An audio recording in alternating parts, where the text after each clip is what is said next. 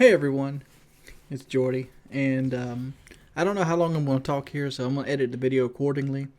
But this gameplay is something I got the other day, and this video is about Hutch and Hutch's latest video, and my opinions, and how I pretty much take everything from it.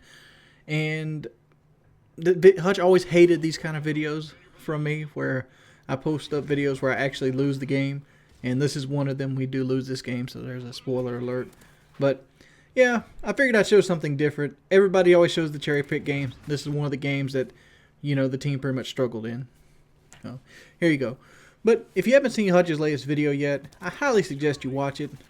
He goes ham in a domination match with the post-patch Bison, or pre-patch, or however you want to say that. And he talks about anxiety. And I don't want to go out on a limb here, but I want to say Hutch is a guy I kind of identify with a lot. And even though me and Hutch has had our differences in the past, we've put that well behind us. I wouldn't consider us, buddy the closest friends in the world. But in my opinion, Hutch is the closest person to my personality on the internet. I don't know if that's a compliment or a insult, seeing as, I'm a very, very, very emotional person. And I tend to let my mouth get me in more trouble than it's worth. And I have views and ways that people just don't agree with. Especially right now, I'm not really the most liked person on YouTube.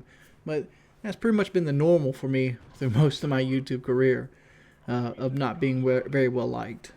And that comes from a string of things, or a slew of things. But Hutch touches on anxiety. And to kind of fully understand this commentary, you're probably going to need to watch his video. So I'm going to leave the video link in the description if I remember to do so. Because I kind of do these videos on a schedule, and it sometimes gets lost in translation. But I'm going to try my hardest to get it in the description of the video. But in the video he talks about anxiety. And he talks about how things can kind of compound on each other. And even though I did post in the month of May, I think it was May, I kind of didn't. May was pretty much a call-in, and the same thing for Hutch. He pretty much called in the entire month of May as well, and he recently came back on June 1st. And May was a month where I kind of uploaded, I kind of didn't. My videos I probably uploaded more videos in May than I did in April, but most of those were Let's Plays, and the work versus Let's Play is a lot less. You pretty much play for 2 hours, you got 2 hours of footage, blah blah blah blah. You got 4 videos. Whatever, getting a gameplay commentary or putting a gameplay commentary together is more work than 2 hours of Let's Play. That's my opinion. But I kind of checked out in May, and a lot of it is because I'm really at a crossroad in my life. I find myself worried constantly what the future holds. Because YouTube right now is vastly different than YouTube was 4 years ago. Or however long it was, 2010. YouTube now is different than YouTube in 2010. The standards are higher. There's more mobile viewers. There's a whole different diagram. Hell, Minecraft is a thing now, and Minecraft is so powerful it teaches children and stuff. And the kind of gamer and the kind of person I am, it's not going to be a flourishing one. And I've kind of come to grips with that. I've come to grips with I'm not going to be a know-it-all gaming or did you know gaming. I'm not going to be, a Mr. Technical Difficulty. I'm not ever going to be a trolling channel. And everything I've ever done was kind of rooted in video games itself and the experience I've had. For those of you who don't know, video games is about the only thing I'd consider myself good at. I have a lot of other skills, but my one and only real skill I have in life is a pretty good set of motor skills. I'm not the greatest out there. There's plenty of people with better motor skills than me.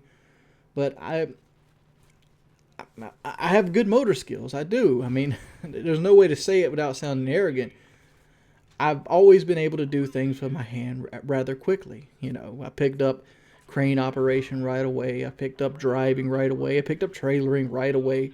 Anything to do with hand-eye coordination, I got you. Play wall ball, hit baseballs. I can do that. But like I said, I'm unsure where life is actually going at this point. And a lot of that's really weighing on me, and it kind of influences me. And I let it build up. I let it build up. And with the fallout of Painkiller already, one of the things that I think Kyle said to me that I was a toxic friend. And like, I actually looked up the term toxic friend.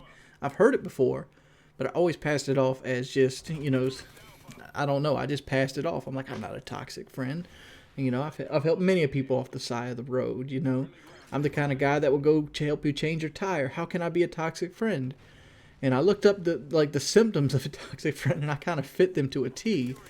And like, I think I made a video about this before, I'm unsure, but you don't wake up wanting to be a toxic friend. You don't. You don't wake up one day and be like, well, I'm going to shit on everybody today, and I'm going to get upset at video games, and I'm going to rage, I'm getting mad at people. I don't do that. I don't wake up with the intention of that. But I do wake up, but recently I've been waking up with the intention of white rooms. My thought process lately has kind of been like this. I know this is, you know, bitching or whining or whatever people say it is, but my thought process is this. I think about, all right, I need to do a video. I haven't done a video in 3 days. You know, people are going to start losing faith. I'm going to lose any relevance I had. People are going to find other people to watch. I have to stay relevant. That's the first thought process, all right? So I got to stay relevant. I got to put something out regardless of what it is. Oops, sorry. And so, all right, I'll go relevant. So what can be what can be a good video? Well, people really like my life. People like seeing updates. What have you done? Well, I think, I've done nothing. I have really done nothing. I've played Operation Raccoon City for like 3 days and been a 100% total waste of space and air breathing. And I go, all right, well, maybe we can be entertaining. What can we do entertaining? And when I start thinking about being entertaining, I go into my brain and I see a white room with an empty chair in it. I am just flabbergasted with like writer's block, and it causes me a lot of anxiety. And like Hutch talks about in the video how he's an anxious person by heart, and I feel like I fit that to a T. Like, I know it's just something different, but one of the most anxious moments I've ever had was when I bought the black F-150. When I bought that truck, I knew I was working on borrowed time, but it was a compilation of different things that kind of agreed to it, and like a lot of it was pride. Like I wanted to I didn't want the salesman to think I was this you know, broke bum.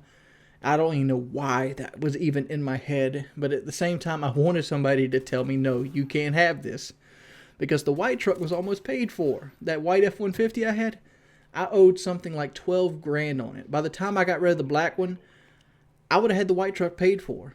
I wouldn't have had to get rid of it. I would have still had it.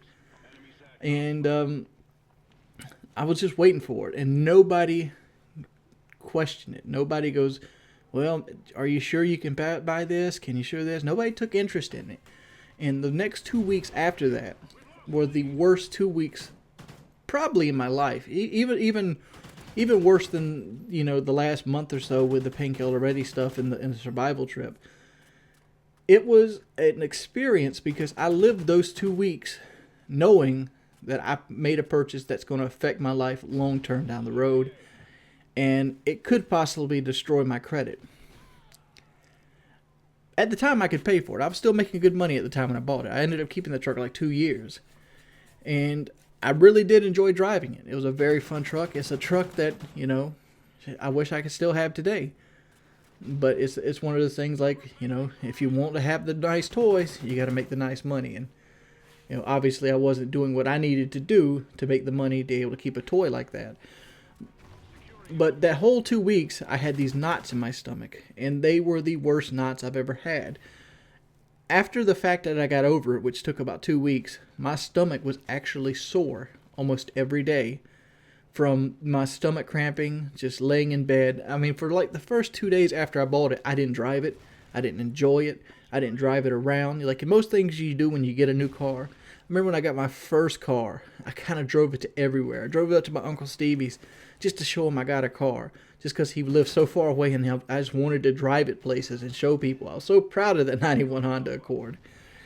And I didn't do that with the black truck. The black truck, I just lived in misery because I was so anxious and so anxiety filled. I couldn't even enjoy what I had purchased.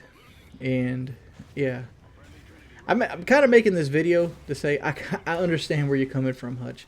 I understand when you don't do 3 videos, you think people are like, oh, that's it.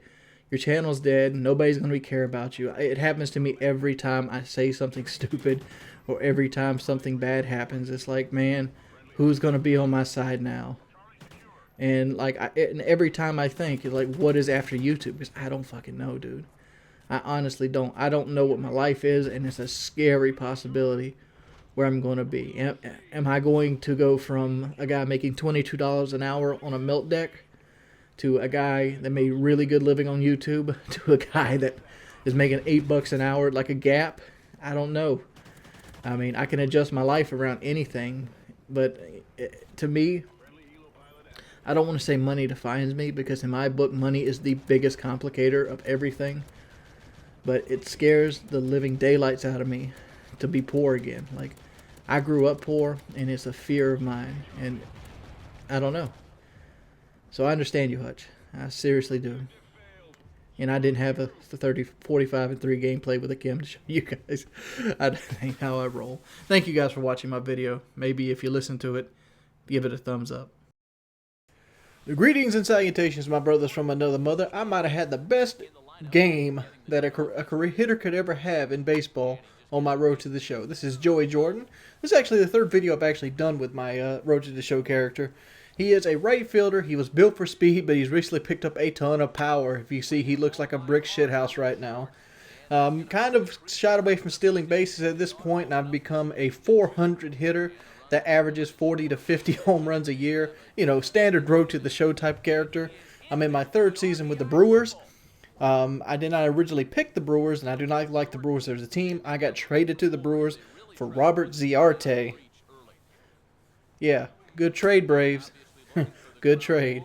Well, my character is a.k.a. the Padre Slayer. He has butchered the Padres every time we've ever played them, and look at that right there. What is that? Grand slam, no doubter.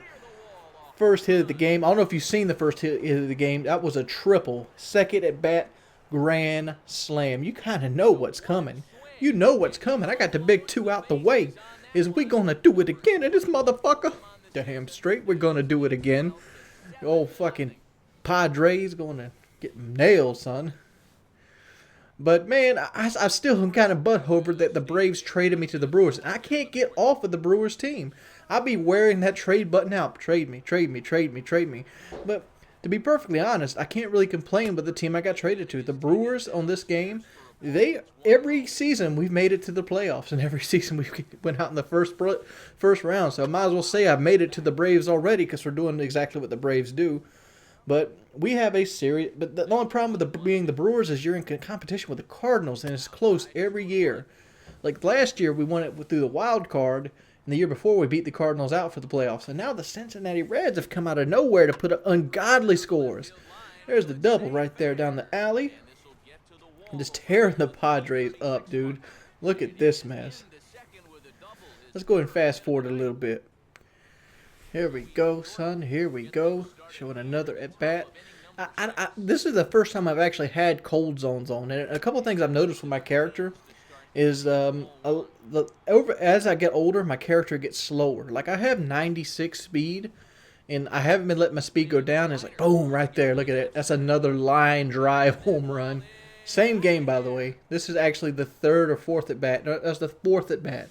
So I've tripled, hit a grand slam, hit a double, hit a solo home run. 4 for 4, 2 home runs, a triple, batting .417 coming into this. Just tearing up the pitching. I am pitching, it is all-star, but it's time pitching. It's not like I'm doing the easy hitting. I just do the hitting I prefer, which is just the timing hitting. And, dude, just ripping it up. They don't want to pitch to me. One of the downsides to having a hitter this hot is every time a guy's on second, I get pretty much base on ball. So if somebody's on second, somebody has to be on first for me to even get an at bat. That's one of the bad things, or unless it's really early in the game. But I guess it's free points. You can say it that way. Ooh, he throws it by him. And like these guys are just getting butchered, clubbed. I mean, look at the damn score. They're getting clubbed. It's what, it's 13-5. He's 2-1 on me, getting a bad count to begin with. Oh, and then I try to hold up, try to check my swing, couldn't. That was actually an X swing and not a circle. Generally, when it gets 2-2, I do contact swings, and I just try to put the ball in play. I'm an advocate about putting the ball in play. So I did a contact swing there, went with it, kind of pulled it a little bit, got a base hit, scored my 7th RBI of the game, and that right there completes the cycle. And man, this was a magical game. I end up getting a fielder's choice on the very last at bat here, so let's just go and skip that. If you enjoyed these videos, let me know by leaving a like, rating, and a comment below. As always, it's been your boy Wings of Redemption. I'm going to leave you with this. Good job of collectively swinging the bats in this one, but if we had to single out one guy who outshined all others, I think it's the man who stands out right here. He's our top player of the game.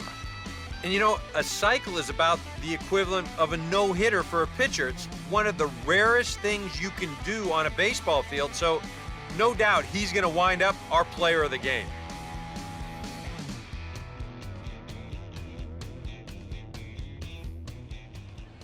So that's a wrap here tonight. Eric Karros, Steve Lyons, Matt Vasgersian, you've been watching MLB The Show. For more, find us on Facebook at MLB The Show. The Brewers win it 18-5. Good night from San Diego. His record is now 4. Yeah! What's up, son? It's your boy Wings of Redemption. Bringing it to you live and correct with the flow. You see, I got my boy Crow, got Zero, and I don't know, Asterisk J Flow. I guess they all kind of rhyme in a way. But that's not what I want to talk about today. Looking like the old tree from Dragon Age. I don't know. I haven't got no more like that. But today, I would like to talk about girls. So let's talk about girls. For me, I've been in probably 5 or 6 relationships in my life. I'm currently 28 years old. And during that period, I've come to recognize that I'm not very good at relationships. And you might say, well, Wings, you're fat, and, you know, it's kind of expected. Well, that's not even the case. It's not even the case at all. Me, personality, one thing I struggle with my own personality is dealing with females in general. Like, females generally want a lot of attention. Obviously, that's a given, that they would like a lot of attention. But on the flip side of it, I don't want to give them a lot of attention. And you kind of draw that line between being lonely and making sacrifices. So, alright, you don't want to be lonely, let's make some sacrifices. How far of sacrifices do you actually give? Let me give the scenario to you. I'm currently talking to this girl. And while I'm talking to her, she wanted me to come over tonight and watch the Braves. Well, she drops this on me around 5:30, 6 o'clock.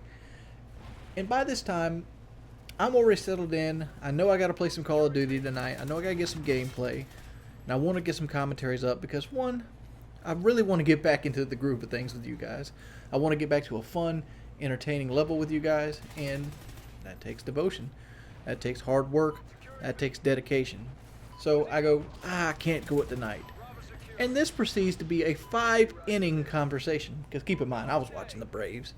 You know, gotta watch the Braves even though they lose. And they put bad pitchers up like Gavin Floyd. And give them nice contracts like, you know, Urban Santana and shit like that. But, you know, whatever. We spend money all the time. We pay $75 million for a guy who jogs to balls and can't hit worth a shit. But that's the Braves for you. That's another story.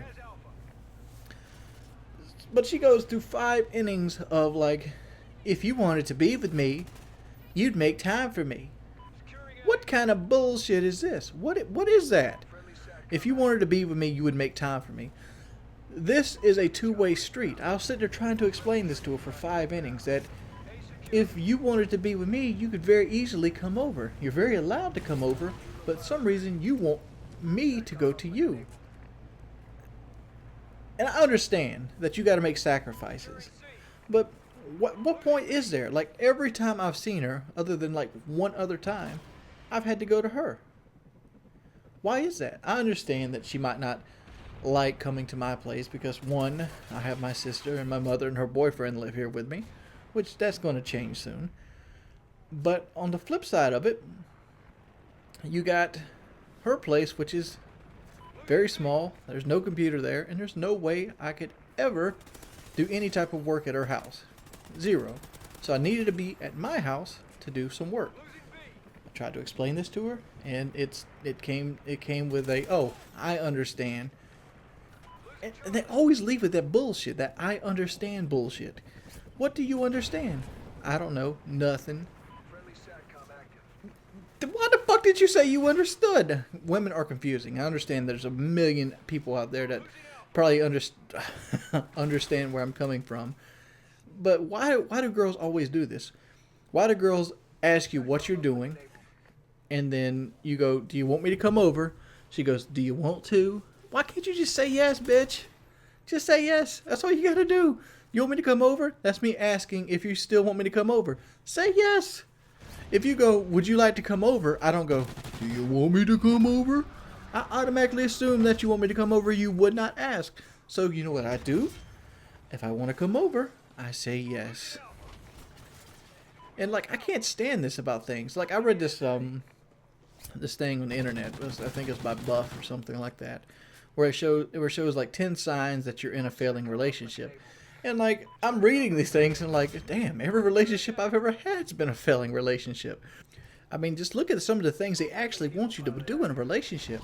Like the very first one, I kid you not, the very first one was hang on to her every word. What the fuck? Hang on to her every word? Seriously? How many guys out there hang on to their every word? This is some fucking Sex in the City Hollywood made up bullshit. This has to be. I've seen other people in relationships. I've seen how they play out. They don't hang on to every word. They don't. I've seen married people, and they don't hang on to every word. Matter of fact, I had married people that lived with me for 2 months. They didn't hang on every word that each other was said. Generally, they tried to get away from each other and deal with other people. But let's go ahead and basically, I've got a mind fart right now. Entertain that we're going to hang on to every word. They're not that fucking interesting some of the times. I mean, like, they're people just like you and me. Here's hanging on every word. How about this one? Any of you guys out there in a relationship, you'll know about this conversation. What about the conversation when you have, you have plans, you want to go out and eat, but you don't know where you want to eat at. So what do? You turn to your girl, you go, hey baby, where do you like to eat at tonight? What do they say? What do they say? I know you know. Tell me about it. It's, I don't know. I'm supposed to hang on your every word. And most of the time your word is, I don't know or I don't care. How the fuck am I supposed to hang on to those words? I'd rather hang myself than hang on to those words. It is annoying. I don't know. For real, I don't know. Maybe men's magazines are fucking bullshit. Maybe online men's magazines are fucking bullshit. But it just seems silly how women have this like double talk. And like you see it on Facebook all the time. There's those 5 words that you always dread. Fine, nothing, go ahead. Just these womanisms that they have. And all of them have it. And it's ridiculous. And maybe I'm not meant to be in a relationship. I've always thought about that. Maybe I'm just not the kind of person that needs to be in a relationship, but at the same time, you don't want to be lonely. So where's that happy medium? Do you find somebody that's actually into what you're into? Because I've never met a girl that's actually into what I'm into. What am I into? I'm into the Atlanta Braves and video games. Well, I don't think they make too many girls like that. So how many times have you guys ever basically bent over backwards to try to impress a girl? Tell me about it in the comment section below. What's the stupidest thing you've done to try to change your personality to impress a girl, only to realize that it was futile, and in the end, neither one of you were happy? I'd really like to know. You guys should let me know the best story wins. But this is a type of gameplay I played right here, and I put on sleight of hand, and when I put on sleight of hand, it made me want to actually push and be a little bit more aggressive. What do you guys think about this gameplay? Let me know in the comment section below, right after you tell me about your love stories, because yeah, I need a good read. Peace, people. Hey, Hey everybody, it's your boy Jordy Jordan, and today we're going to do a challenge today. I know most of you have seen this challenge already, but we're going to bring it to the YouTube age. We're going to bring some nice cameras out, and we're going to do the cold water challenge. I'm going to do it a little bit different. I'm going to pass it to YouTubers that we know, and I don't know who I'm going to call out yet, so I'll figure that in a little bit. But the way we're going to do it is, if you do the challenge, you don't have to donate any money, but you have 24 hours to do the challenge. If you don't do the challenge, you got to donate 100 bucks to a charity of your choice. So let's go ahead and get this started. I thought about doing it shirtless.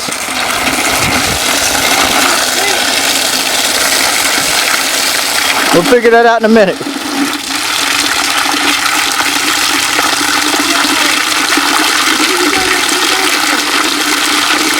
That ain't the way this one's working.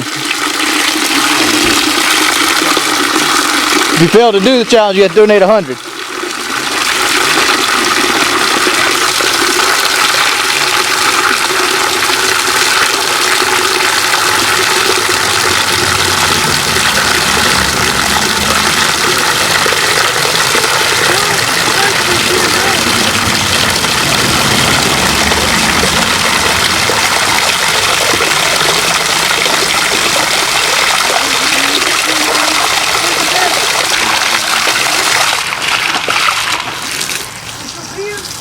Yeah.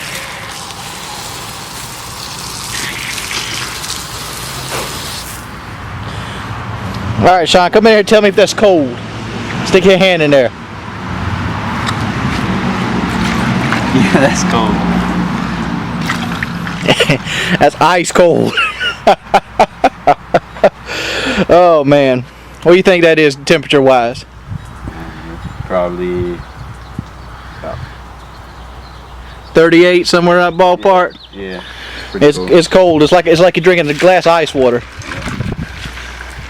All right, let's get this shit going.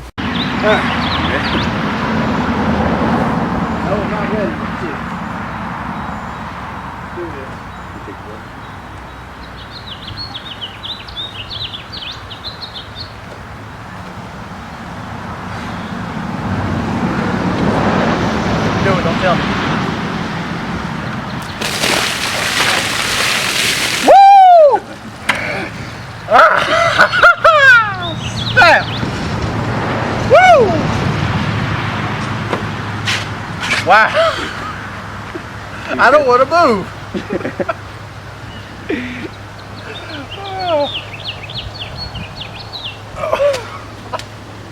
Oh! You cut it up? No, I got it. Oh. I challenge Boogie 2899. Diesel. What up, fam? What up, fam? Mm-hmm. What up, fam? What up, fam? Mm-hmm. What up, fam? What up, fam? What up, fam? What up, fam? You know, I'm riding off beat to the point I don't care. Unprepared for the ways I was always ensnared with the flights of my physical proportion. Thinking, damn, why didn't that busted condom just rally to an abortion? To think if I could change it all and go back to just one sunder of my beliefs in case the world in my arms, no matter how brief inside I can see that I can't rap for shit. Glap the tit, grab your gat in your tit. I don't know. What's up, fellas? It's your boy Wings of Redemption, and I'm back bringing you another commentary today. And I don't really know what I should do with this commentary track itself. I kind of wanted to go through and share some of my writings with you guys again. I feel like the human element of my channel has kind of slipped away in the past few years, and I kind of want to get back into touch with my inner self. For those of you who don't really know me, most of my childhood was pretty much dominated with writing. Even though I don't have the best English skills in the world, it's about expression more so than the actual skill or craftsmanship of writing. To be perfectly honest, I actually attempted to write a couple books in my life. I mean, they're freaking terrible, and a lot of them are full with copyrights and other things like that, but I still attempted to do them. I made one. The book I wrote the most on was a book called The Holy Summoner, and it might sound strange, but it's about a guy named Solon, and yes, I took the name Solon from a Raymond E. Fest book called Betrayal of Krondor. I just really like the name Solon. But basically, he was like this holy priest type person. He had a sword made of a solid diamond, and he was chasing a Leviathan across the way. And I don't remember everything to detail, but I remember really enjoying writing the book. And every time I took a chance, because I did it longhand, I mean, I think I ended up having like 110 pages or something like that. And by the time I got to him to actually fighting like this giant snake-like monster is when I actually gave up on the book, or I just lost interest in writing it altogether. And like recently, I started another one. Not recently, but like 7 or 8 months ago. I wrote like 3 pages on a thing I wanted to call Deep Red, which was a movie about the actual journey to the next planet and the idea of like what it would take to become, or basically get society to kind of migrate from Earth to another planet. And like after doing about 3 pages, I realized I'm not smart enough to write a book like that. But I really liked the idea, and it just came to me in a dream, because I always pictured like the dune sandworm, like riding up on Mars, and that like big sandworms would be, well, not Mars, but like another planet, and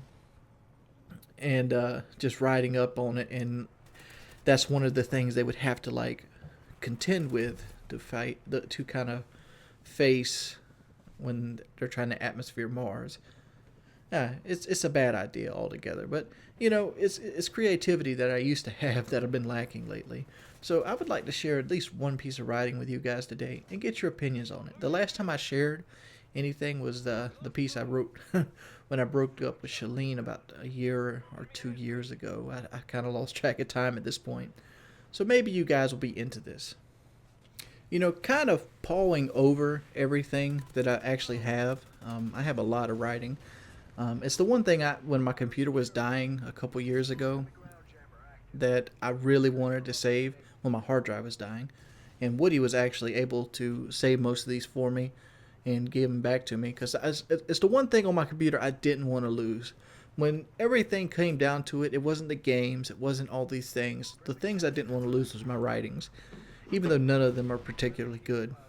And I decided like I could give you something that I almost put like the stamp of finished on, but I'd much rather go over the thought process on ones that were pretty much just word jottings. And Stephen King always said this, that a writer's notebook is a great way to classify or keep all the writer's bad ideas in one place.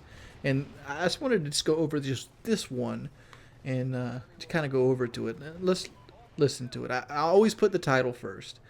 I know some people write the last line of the story. I know some people write the story as it comes. I always get a title and I go with it. And the title for this one was The Funeral Dirge to the Dying Sun. And the idea of this was kind of along the lines of Deep Red. What will happen when the sun dies out? And I was all over the fucking board on this writing, so keep in mind, it's unique. So it goes, these wounds have been reopened, history repeating in a loop.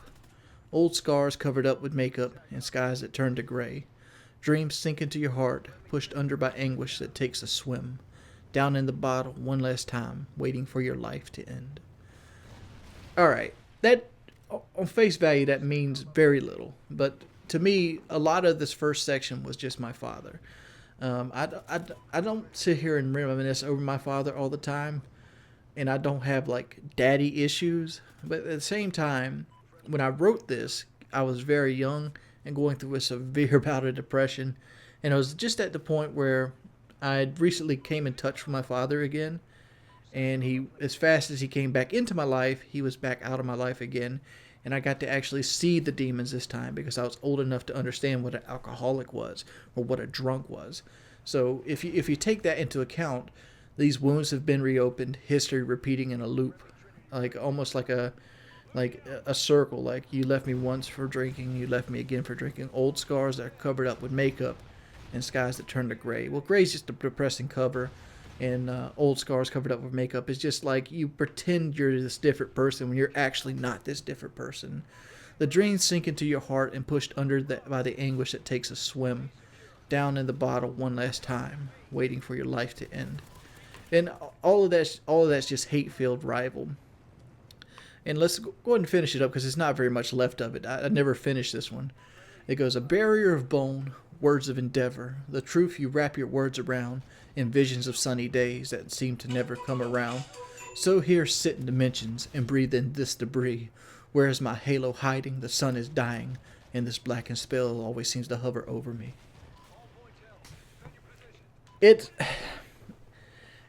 I have to explain those a little bit. A barrier of bone, words of endeavor. Obviously, barrier of bone is just the human body, and words of endeavor was the way you kind of swindle yourself back into my life, you know, and the truth that you wrap your words around. I felt honestly that he came to me with sincerity, but the sincerity was shrouded with just ulterior motives and things of that nature. And you envision a sunny day, a better life, a life where you're actually around.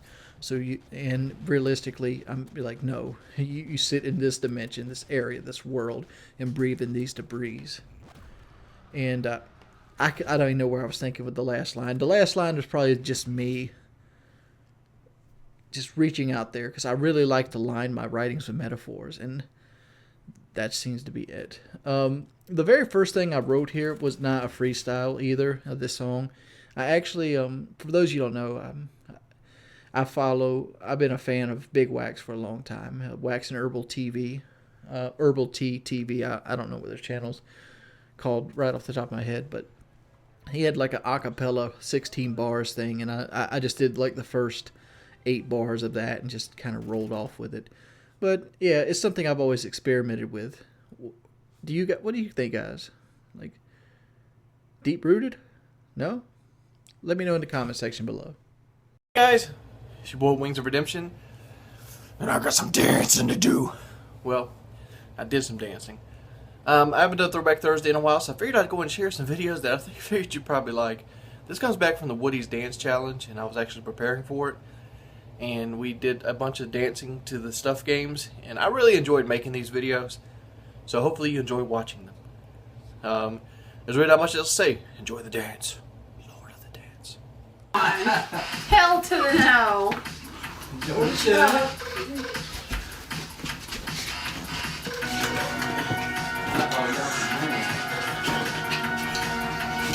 I'm not getting on the floor. I won't be able to get back up. I'm winning!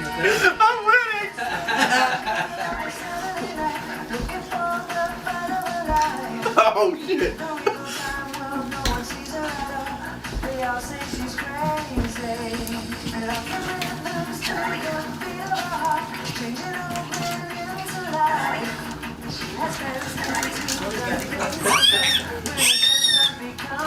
Maddie, turn the chair. That's moving out. Which dude? The video. Maddie, stop. I'm not running.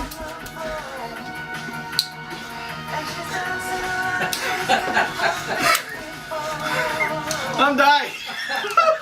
Am I blue? Yeah. What color hay? Who's hay? Hey, you're in my way. He's having a heart attack. Hey, where? You demon temptress. I love you, George. Xbox dance.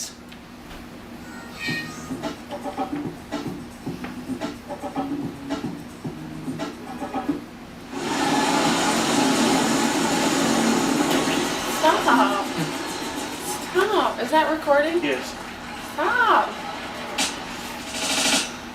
You're a jerk. You're a jerk. You're a jerk. You're a jerk. You're a jerk. You're a jerk. You're a jerk. You're a jerk. You're a jerk. Jerk. Jerk. Jerk. Jerk. Jerk. I'm so cocky with it. And my ace shit feels like You're doing it the wrong way. You're doing the wrong way. When that bass start putting it on the family. Dang, I got on my way, I'm bleeding. She like recording, I ain't got my shoes in prison, so there's no need to concern. She yells. So I walk out the door, called them shit. Shorty Mr. Fortune, he said I'm on my way. We put it to the party, I said on my shirt. Everybody jerking. I hate this part. I'm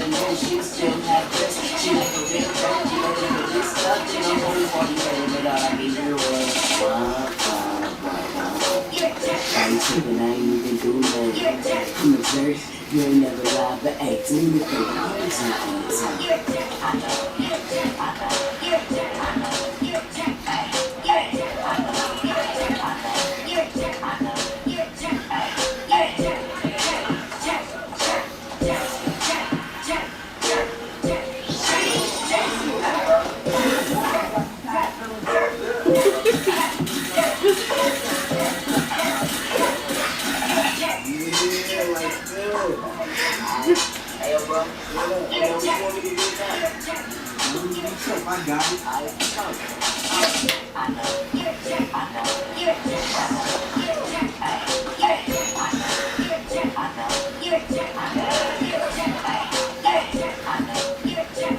They like this part, don't they?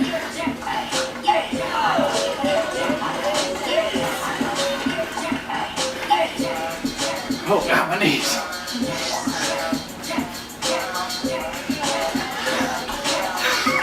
My legs. You gotta go the other way. getting down now. You tell them Mo, so what's up? Think how pretty I am.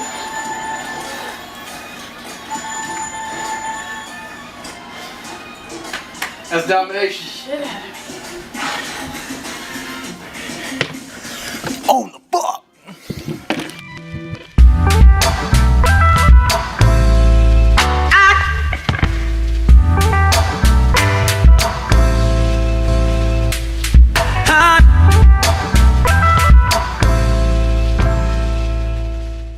Currently like 1:40 in the morning. Open the door.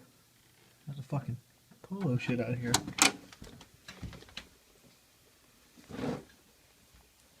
Man, look at this bullshit.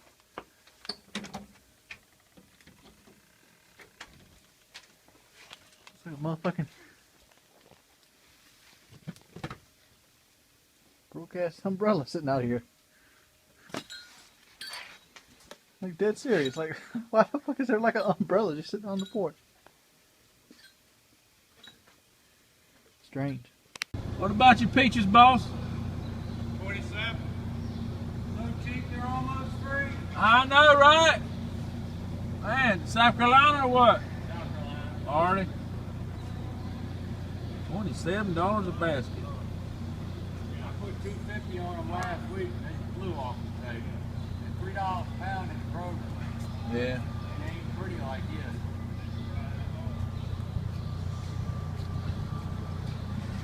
What do you think about those prices?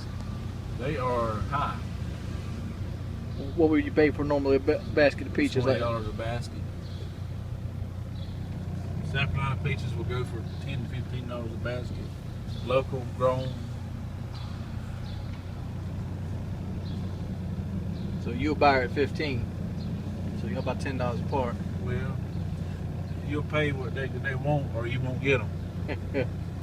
Simple as that. You can't haggle any. They won't haggle because everybody on the market is that price probably. Yeah. And you might find some over here where we're going to now. It's a little different, a little cheaper, but.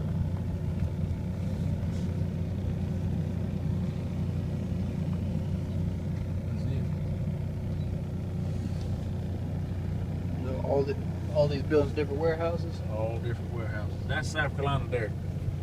These big buildings you see right here, BB Hut. Yeah.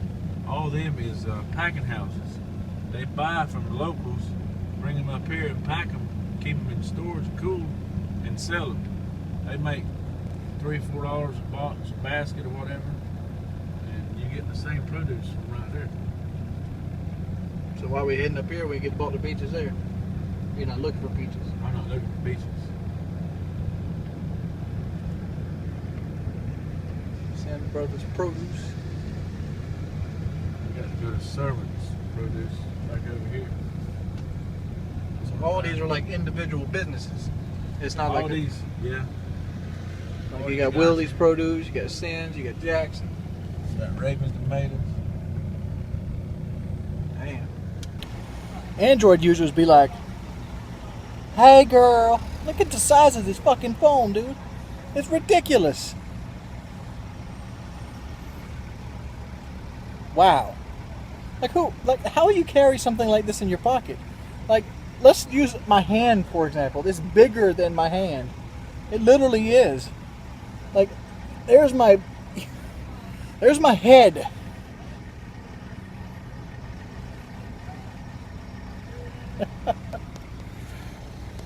We got the strawberries riding shotgun. We gotta get 2 baskets of peaches. We got loaded down back here. See, we got our farmer drawing truck. We got the watermelons, we got the cantaloupes, tomatoes, purple onion. Been going since 1 o'clock. Don't feel like I did anything. You get that feeling? Feeling lazy. Shaw Air Force Base. This base goes on for miles. You got that purple tint on your window? Yeah. I don't know if it was like that when I got it. Everybody says that when they get confronted with purple tint. It was like that when I got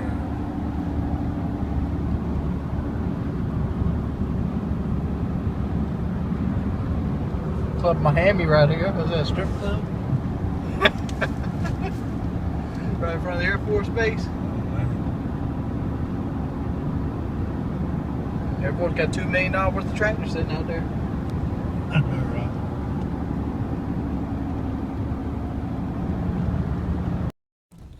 I spin every line I have, force broken caper. I show the wounds of my voice like blood spilled upon the paper, guarded like a man after his red swingline stapler. And I'll face you, call you out on cliffside, Wings of Redemption fan, aka I spit cyanide. What's up, guys? It's your boy Wings of Redemption, and I decided to pop in the old World at War disc last night, and it's unique. I can't say I had a great time, but all of a sudden the sun came up. Let's just put it that way, and it's one of those experiences that I haven't had in a while. And when this game is working great and working flawlessly, it is still, in my opinion, the greatest Call of Duty for passing time. It's so simple, it's so easy, there's very little you can do to mess it up, and I've come to the conclusion that I would take 6 MP40 jugs over 1 hacker every day of the week. Sadly, World at War is viciously broken at this point, and you'll have people say, like, every now and then they'll run into a lobby without a hacker, and yeah, we ran into lobbies without hackers too. I think this one right here is a lobby that does not have anybody cheating in it. But for some reason, one of the people that actually had one of those little bind bots, I think they're called binds. I'm sure that's what they're called because I seen somebody telling me to smoke weed every day and get the best binds at some like Blue Mods or something. I don't know. But you get this shit that goes all over the screen and it's annoying. It kind of takes away from things. And this is probably the only good sample I can actually show you guys. I got tons of good gameplays from last night, but the fact is all of them have this stuff over it. It's like, wow, why do people want to do this? Like, let me go ahead and say it like this. Most of these guys are little kids. They are. Most of these people are small children. Every one of them that I met that was actually on the mic sounded like they were about the age of 8. And do they know any better? No. I mean, their brain's not fully developed. They're still learning, and I can remember being a kid myself. One of the things that I remember vividly as a kid, growing up around 8 or 9, because the internet was just starting to come in at that time. There was a thing called Pal Talk, and on Pal Talk they had all kinds of rooms that you could go into. There was general rooms, chat rooms, but Pal Talk was like a chat room, but you had voice. So we used to play Diablo, and we would listen to a Pal Talk channel called Ass Kicking Insults.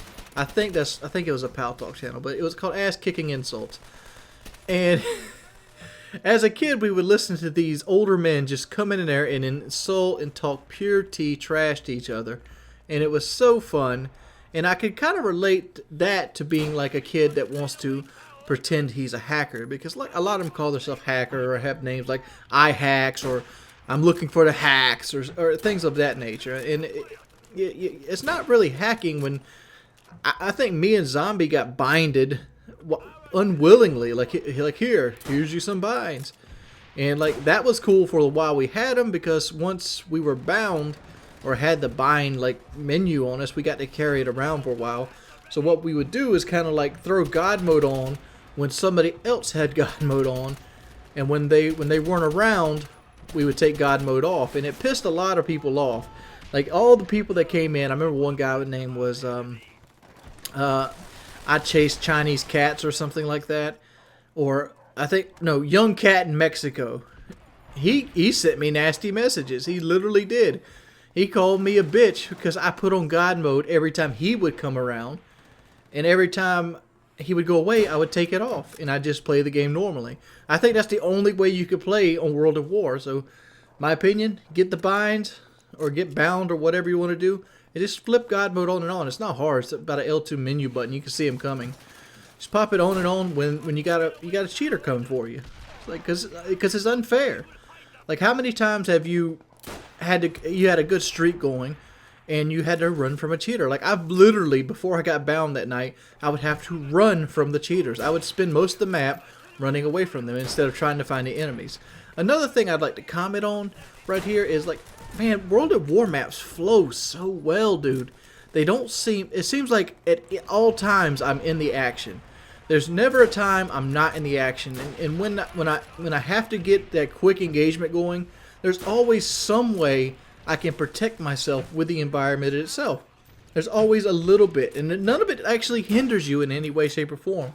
All of it helps you a little bit in some ways, and they have just the right amount of recoil. I think the only serious mess up on this game is the MP40. If the MP40 was a three shot to the body, and maybe even a 4-shot to the body without stopping power, this game probably would be close to the perfect Call of Duty, because the MP40 is really the only fuck up. You know, some people would say tanks, and they're supposed to be bringing tanks back in Advanced Warfare, but I don't agree with you. I like the aspect of tanks in the game. And the other fuck up I want to say is giving a box magazine to the M1A1, because that shit's retarded good. But World at War, is there any other classic Call of Duty games you'd like to see me, or any topics you want me to cover? Let me know in the comment section below. As always, thank you guys for watching the video. I'm Howdy5000. You want to add me on PSN? Add me unlimited-UAV. Send a message first, and I'll add you through the message. Thank you guys, and I'll see you later. Hey guys, something recently happened in the news, and I feel the need to talk about it. It's your boy Jordy Jordan, and if you could please like this video. There's a lot of people still throwing dislikes on my videos for prior things that happened, so just go and drown them out. But recently, I know I'm a little late on this story, but the Slenderman thing happened. If you're unfamiliar with what the Slenderman is, it's a creepypasta story that kind of took off when somebody made a game that got really popular on YouTube. You know, big celebrities like White Boy, PewDiePie, and you know, people like that kind of picked it up and ran with it, played, had reactions. But the Slenderman is a mythical being. I know we did a Chaos Theories on him, but in the news, two 12-year-old girls ended up inviting one of their friends over to a sleepover to sacrifice her to the Slenderman. Wow. Seriously. Wow. Sacrificing your friend to the Slenderman. And they were dead serious. It wasn't like they got caught before they did it. No. These bitches, they stabbed her 19 times. Somehow she lived. Some amazing state-of-the-art miracle medical advice made this child live. She got stabbed 19 times for Slenderman. And she goes on the record to saying that Slenderman is the leader of creepypasta. And the big debate here, there's two big debates. One is, should we take down creepypasta? And two, should you try these kids as an adult? Well, let's go and let's do the trial as an adult thing first. Alright, they're 12. For the most part, let me tell you a story. I'll tell you a story first. Recently, I had the privilege to hang out with some 18 and 20 year olds. And keep in mind, not every 18 and 20 year old is alike, but for the most part, these were regular, run-of-the-mill 18 and 20 year olds. You know, got no money. They got a car. Everything is devoted around getting gas to go somewhere else. Even when they get somewhere else, their job is to get gas to go somewhere else. So I had the joy of hanging out with these kind of people. And let me tell you, as a 28-year-old male, which is 8 years older, I feel like my brain is way more developed than them. But as a 12-year-old, I can speak from experience, I was 12. At 12, I felt like I knew the world. At 16, I felt like I knew the world. At 28, I realized I don't know the world. And I'm going to go so far as to say their brain is not fully developed. If you're willing to believe that a mythical creature, which is obviously a mythical creature, you can easily read up on the creepypasta, you can see where you can add your own stories to the creepypasta. There's also a movie which I feel was probably the driving force behind this, which was by some kind of B company. I don't know off the top of my head. But you should be able to tell the difference between fact or fiction. Part of me wants to say that these girls are bullshitting 100%. Like, I don't think they actually believe Slenderman is there. I think Slenderman is a scapegoat. And they really wanted to get at this girl for some reason. Some reason that's getting overlooked at this point. Maybe this girl called her ugly. Maybe they recently got some boyfriends and this girl took one of these boyfriends from them. Because the pictures I've seen weren't very flattering of these two girls. Because they were in the the jumpsuits and the cuffs and the shackles and things like that. But I feel personally there's an underlying problem deeper than the Slenderman. The Slenderman's getting put right up here in the front. But if I'm wrong about that, that's very fucked up. That these kids don't know the difference between right or wrong. And people wanting to ban a forum or a medium of expression such as creepypasta, you'd have to ban every movie, Arnold Schwarzenegger movie, Jason Voorhees movie, Friday the 13th, Night of the Living Dead, Nightmare on Elm Street. All those would have to go because you couldn't have any creative form of violence, which what a lot of people enjoy. A lot of people enjoy a good action movie. No, this is the answer number 2. This is a parental issue, 100%. Where the fuck were the parents at?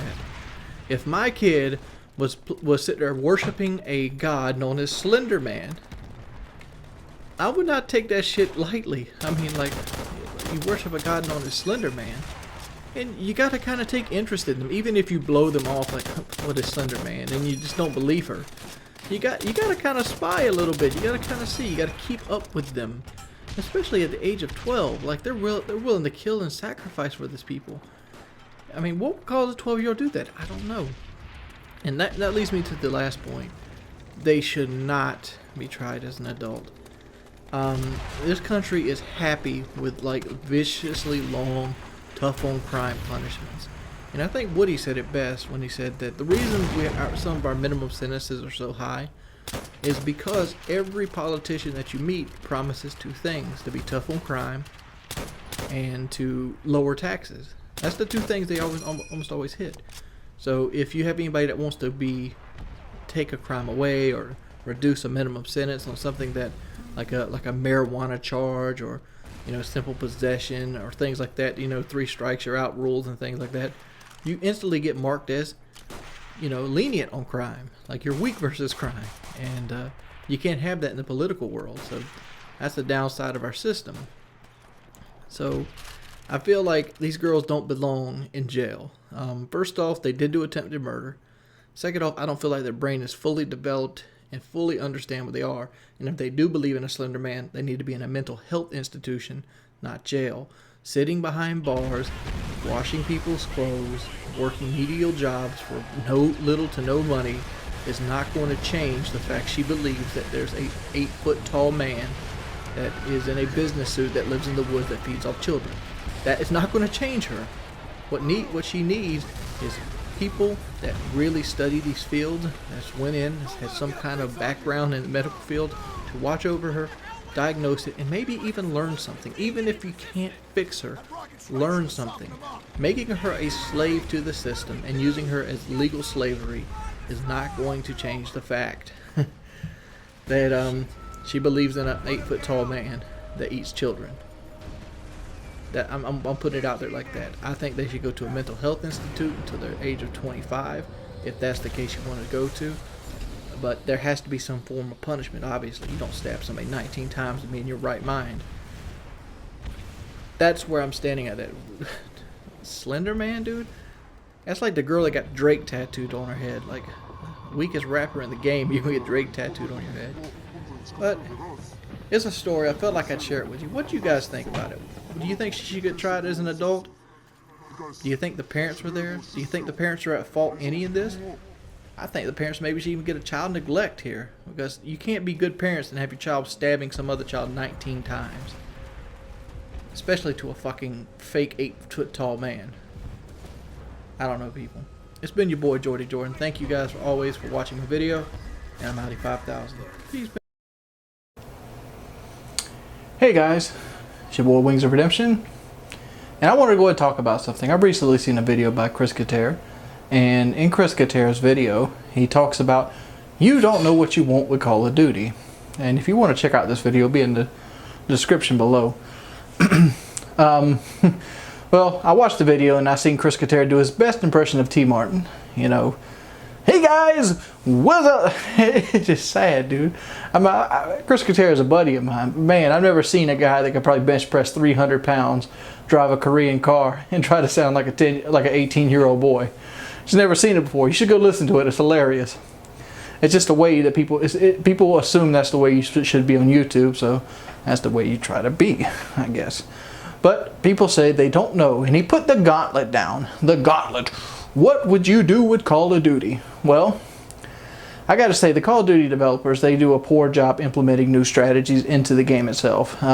First and foremost, lately, lag compensation was the big major thing. It's a little bit better in Ghost than it was in Black Ops 2, at least in my opinion. But Ghost has tremendous bullet damage, and I do not like Ghost's bullet damage whatsoever. I felt like the bullet damage was better in Call of Duty 4 and World at War, and I don't know, this is a theory of mine, but I kind of feel like the shitty hitboxes in World at War and Call of Duty 4 was what made the level of health or the level of damage perfect, because you didn't hit half your damn shots. It just felt like you didn't hit half your shots, and it kind of rewarded you for being marksmen. Like, I remember I could take like a Tommy gun from World at War and shoot all the way across CeeLo and be perfectly fine killing somebody with it. And I like that. I enjoyed it. As long as you could control the recoil and you could pop fire and you could burst fire, you were perfectly fine in every application. And then you get the newer Call of Duties, Black Ops 2, Ghost. Dude, you die so fast in Ghost. And a lot of people out there are going like, oh, you just suck. I kind of don't suck. But that's an opinion, and I'm going to let that go. But with my opinion, I don't suck, and I carry a pretty good win-loss. And gunfights turn out this way. I either destroy them or they destroy me. There's no middle ground. I can have like a M27 with a VMR sight on it. I could go ta-da. Get 3 or 4 good licks on him. He could turn around, whoop, dead before I even realize he shot. How many times that happened to you? Tons. And and you're trying to say that he goes on to say that the riot shows planted in the ground and people cried about it. Well, remember this video right here? Yeah. What about this one on Modern Warfare 2? No, they don't. They have wonderful ideas. Remember Commando? Yeah, great idea. Fantastic idea. What do I want from Call of Duty? Let's go and go out with that. What would I like my Call of Duty game to be? I would like my Call of Duty game to be more like Black Ops 1. Black Ops 1, the only thing I didn't like in Black Ops 1 is that the kill streaks didn't stack. I felt like kill streaks like Napalm and Attack Helicopter would be more used if they stacked, and you wouldn't feel like you had to use like the chopper gun or Blackbird chopper gun or dogs or whatever combo that you wanted to put together. And I felt like, Napalm and Mortar Strike, like I'd easily could see myself running a setup of Napalm, Mortar Strike, Chopper Gunner, and use my Napalm Mortar Strike to get the Chopper Gunner. I don't know. I like the maps. I like the way the guns recoiled. I felt like the lag compensation was perfect. Only thing I didn't like about Ghost, the only thing I didn't like about Black Ops 1 was Ghost, which is obviously the name of the new game, which was kind of funny. And yeah, I would like very strong kill streaks, AC-130, Lodestar, Swarm. I want the rich to get richer. I want viciously high recoil on weapons, so that the weapons have to be mastered, and you just can't get lucky. No, you know, spray and pray from the hip with assault rifles or LMGs. I want shotguns and submachine guns to be the masters of close and medium range. I want assault rifles to be mediocre at medium range, but masters of, you know, they're good at medium range and they're kind of good at long range. I want the guns to have some sort of harmony with them. Obviously, there's always going to be a best gun. There's always going to be a FAMAS. There's always going to be a Galil. There's always going to be a Remington. It just happens. There's always an XM8. You can't avoid that. One gun's always going to outshine the others with ease of use. But I just want a good strike balance. I want a competitive playlist that has kill streaks and everything in the game. No removing claymores, no removing motion sensors. I want the competitive to play the game like they play the game. I've always considered StarCraft to be a perfect example of this. They don't ban units and playstyles in StarCraft. The same shit a StarCraft professional can do, you yourself can do in your own game, and you could implement that. If there's a good strategy they use on Capture the Flag and you watch the professionals do it, well, look, I can copy right over to it. It works very successfully in Black Ops 2. In Black Ops 2, I felt the professional scene was a lot more interesting and a lot more fun to watch. I haven't watched one goddamn thing of Ghost. I've watched like 10 minutes of it. I don't care. They've nerfed it back down to like, well, this, and this can't be used. You only can use this. Don't use this. What the fuck is the purpose of the system? Go fucking play Halo again if you just want to use one gun and jump around. Fuck that noise. Skill is one thing. Tactics is another. You got to have both. That's just my opinion. What would I do to change Call of Duty? Well, what I would do to change Call of Duty, this is a good answer. The first and foremost, number one, numero uno, the most important thing you can do to change Call of Duty, you can implement right the fuck now.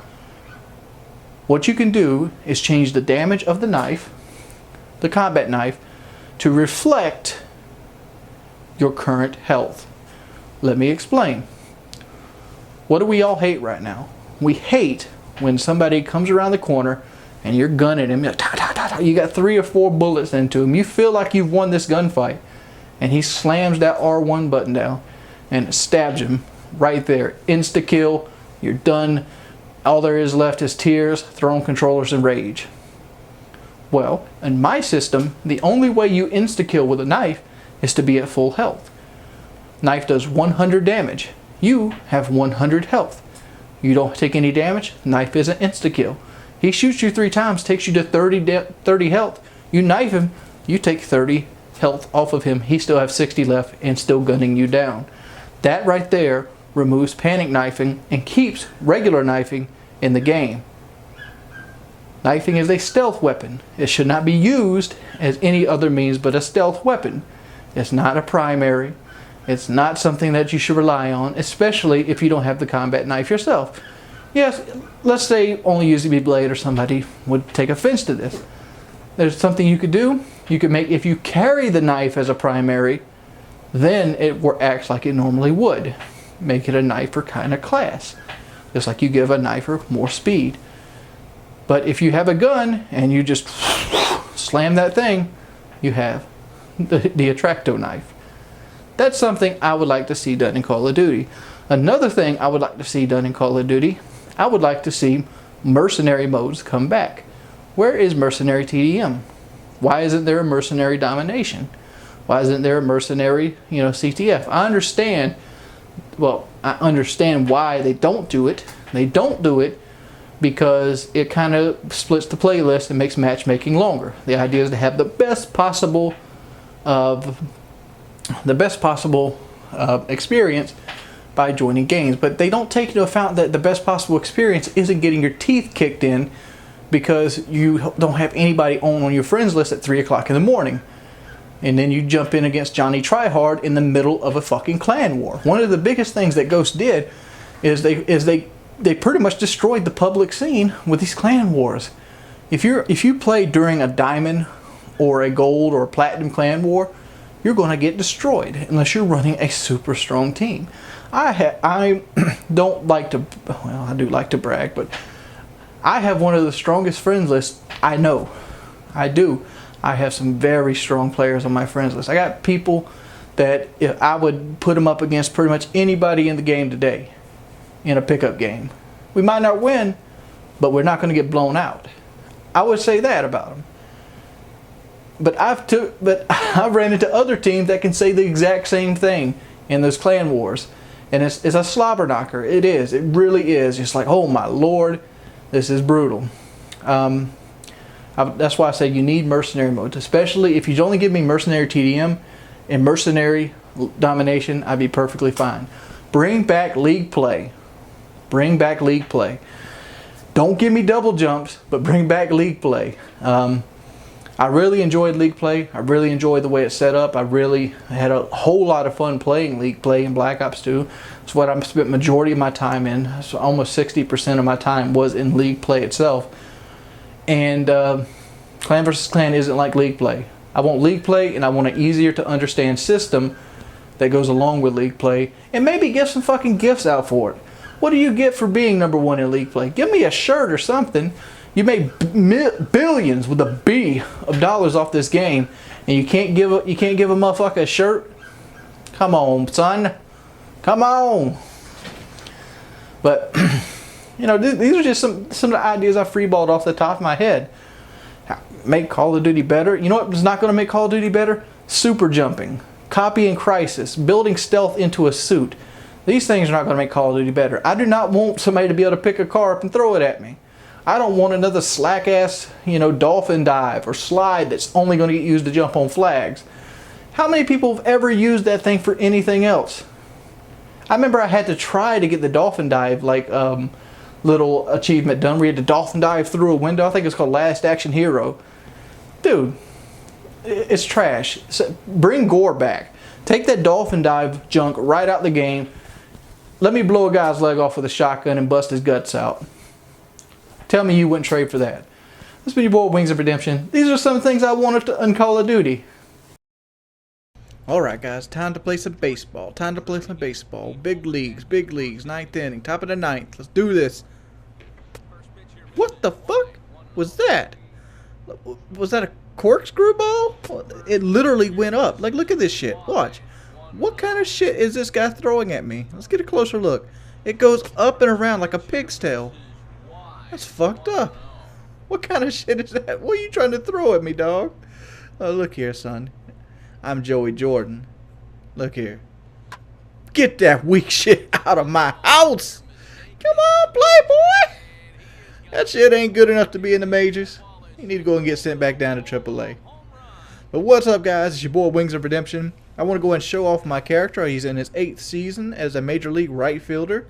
I'm playing for the Toronto Blue Jays. We're currently in #1. We're in the 1st place. And let's go ahead and get a good look at the standings if I want to go here. We are 71 games up, 31 losses. We're 9, almost 10 games up above the Yankees. So yeah, we're most definitely going to go ahead and win 1st place. Joey Jordan's very hot. So let's go ahead and get a look at the actual stats that Joey Jordan has. That's what most people care about. Matter of fact, let's go down league leaders. 412 batting average. There's actually a guy keeping up with me. That's impressive. You know, Rob Schnertzer. I got the most hits. I don't have the most at-bats. Don't have the most doubles. Most triples, Joey Jordan. I'm probably going to break that record, too, eventually in one season. I think the record for triples is like 36 in a season. 43 home runs. I'm a good 15 home runs ahead of the #2 guy, which is the 3rd baseman for the Orioles. It's kind of strange. And RBIs, I'm always up there in RBIs, doing really well. So let's get into the meat and potatoes. Let's go to the actual MLB records that I've broken. I have the most home runs in a single season with 85 home runs. I have the most single season hits I set in the same season with 274, which the record was 262. I don't have the most runs yet. I don't think I ever can touch that one. 192 actual runs, like being on base and getting scored. That's hard to do. It literally is, especially when, I don't know, If I hit 85 home runs, that means I only had to get 112 run score, but I don't know. There's my most proud one right there. Games hitting streak. I broke Joe DiMaggio's long time game hitting streak, and I did it with 59 games. So I got 3 more than he did. And I didn't realize I broke it until I actually broke it. So yeah, did that. Big old Joe DiMaggio. Or I know it's DiMaggio, but yeah. I'll eventually probably break the runs batted in, the home runs, and the hits. I'm pretty sure I will get Pete Rose's hit record too, the way my character gets hits. Because I've only got 8 years in, and I'm already over 2,000 hits. I figured I'll hit the 3,000 hit mark probably about my 10th or 11th year in baseball. And I figured I have at least 16 years in total, so I most likely will break that as well. So people are wondering, like, well, maybe will you need to stop playing on easy? That's what you need to stop doing. Nah, dog, don't play on easy. Don't play on easy. You must not have paid attention to any of the Let's Plays I've ever done. Let's go over and actually look where I'm at on the playing thing. My default is experienced. I have legendary hitting difficulty, hitting interface timing, pitching difficulty, legendary. It's simple, dude. It's simple. All you gotta do is be patient. Let's go and look at my character a little bit here in the training. As you can see, standard power hitter, 93, 90, 95, 95, deadly on both sides of the plate. My bunting I've let kind of fall because I kind of let that drag down when it goes there, so I don't waste the points on it. 90 fielding, 81 reaction, 81 arm strength, 72 accuracy, 97 speed. Base running, very aggressive. Durability, 95, so I can play most of my games. I needed to get that durability up to even attempt those hitting streaks, because some of those hitting streaks that you get, like for example, you'll get pinch hitting spots. So I guess it's kind of orchestrated that I was traded to an American League team, and they have a designated hitter so the pitcher doesn't bat. Because when I was with the Brewer, I'd go on these 30-game hitting streaks, and then I'd get to the point where I'd get pinch hit and I'd get an out because you only get one at bat that game, and that's kind of fucked up. And here's a list of all the achievements I've done. I mean, you can read them yourself if you want to. But like if you scroll down, Hall of Fame potential is fully maxed out at this point. Green does not mean empty. And yeah, my character is going to be there. I'm gonna hit a ludicrous number of home runs most likely. Most likely gonna clear 1,000 before the character actually retires. So yeah, that's the thing. Let's go ahead and look at the career stats here. If you look, let's just go and look at the bottom altogether. I have a 380 batting average lifetime. I have 1,798 career hits. I thought I was over 2,000 hits. I'm not yet. I'm not there yet. So probably I'll break 2,000 hits in a couple seasons.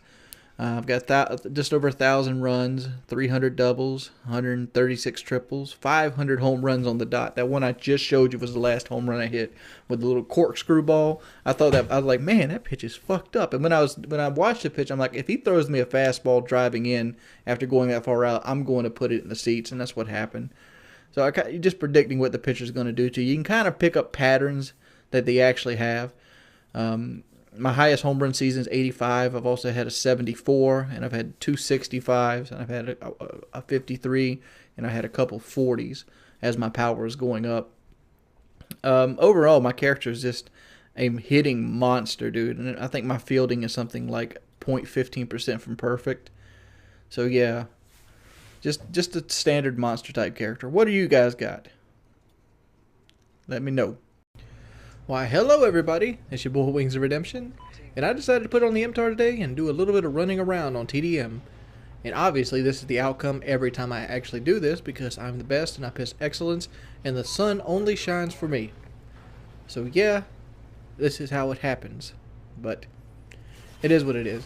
You know what thing I've been discovering? I've been really enjoying live streaming games that aren't Call of Duty, and I really enjoy that. This morning I live streamed for like damn near close to 8 hours. Live streamed the entire game of Metal Gear Solid. Metal Gear Solid was a game that I enjoyed thoroughly. And the reason I enjoyed Metal Gear Solid so much was mainly because it holds a kind of special place in my heart. Before I started playing Metal Gear Solid, the games I normally would play would be like Final Fantasy VII, and I think I played Fist of Fury, Tomb Raider, the standard PlayStation kind of stuff. Metal Gear Solid was the first stealth game I ever played. I think it's technically I did play Siphon Filter a little bit but that wasn't until Xbox 360. But Metal Gear Solid for a long time was the only like tactical espionage game I ever played, and I played that one and I played the second one. I own Metal Gear Solid 4, but I've never played it. I literally bought it, and it's been sitting in my closet since I bought it. It was like the second game I bought for my PlayStation 3, and I just never played it. I've never played it. Well, I can't say I've never played it. I've put it in. I've put it in my PlayStation 3, and it had this super long install time, and I took it back out, and I deleted that stuff to make room for something somewhere down the line. No. What happened was my PlayStation that I installed it on, the housing of the optical cable broke, so I had to buy a new PlayStation to use my headset on. So that PlayStation is actually in my bedroom, and I use it as almost a dedicated Netflix player. But I had a really wonderful time playing Metal Gear Solid. And it reminds me, I know the game might be before a lot of you guys' time. It came out in '98, so that makes it 16 years old at this point. Wow, 16-year-old born in '98. I'm old, dude. I'm old. But it's still a rather fun game. I enjoyed playing Metal Gear Solid more so than I enjoyed Watch Dogs. And that's kind of saying something. It's such a well-done game, but it has a real tired formula with it. The formula with Metal Gear Solid is you have 5 minutes of gameplay, a boss fight, and then a 45-minute cutscene. And it happens that way 7 or 8 times. And it's like, wow, this is a very story-driven game. And I was sitting there wondering, is the new Metal Gear Solid the same way? Is the new Metal Gear Solid really story-driven like that? I don't know. I might have to play it on a live stream one day. I seriously might have to, just to kind of sweep through it. I just don't want to have one of those, Dark Side Phil videos made of me. That video series he has, like, this is how you don't play a game. I think that's fucked up that people actually go out and do that to that man. That when he plays a video game, people highlight everything he fucks up on, and it's like, wow, I'm glad that's not me, because that would tick me off. It would. Because I generally do. I try my best every time when I actually play a video game. I normally do, unless it's Call of Duty. Call of Duty is a game I can give or take most of the time. And I get very frustrated when playing it. And it's only 13-2 and we got this amount of time left.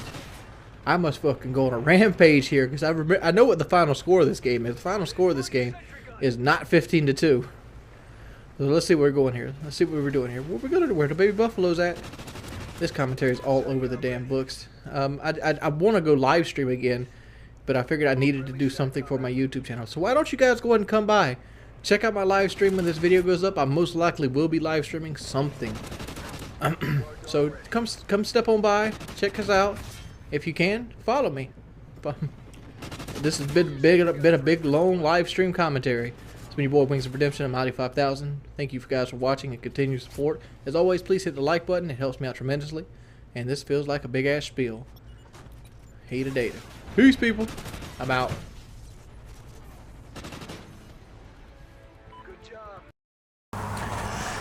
Hey fellas, it's your boy Jordy Jordan, and yeah, big news today. Big news. Well, Capcom has officially got to the point where the company could be took over. If you're like me or anybody out there, I really love Capcom. I love Resident Evil. I love Mega Man. I've never really gotten a Devil May Cry, but Resident Evil Mega Man is good enough for me to love Capcom to death. I'm a real big fan of the Resident Evil series. It's actually probably my favorite game series out there, period. I loved Resident Evil 6, love Resident Evil 5, I loved 4, I love 3, 2, 1, love Operation Code Veronica. I don't think they've, well, they have made a Resident Evil game I didn't like, but that was the Outbreak series and Survivor. I mean, I didn't like those too hot, but for the most part, Resident Evil in my book is fucking A-okay.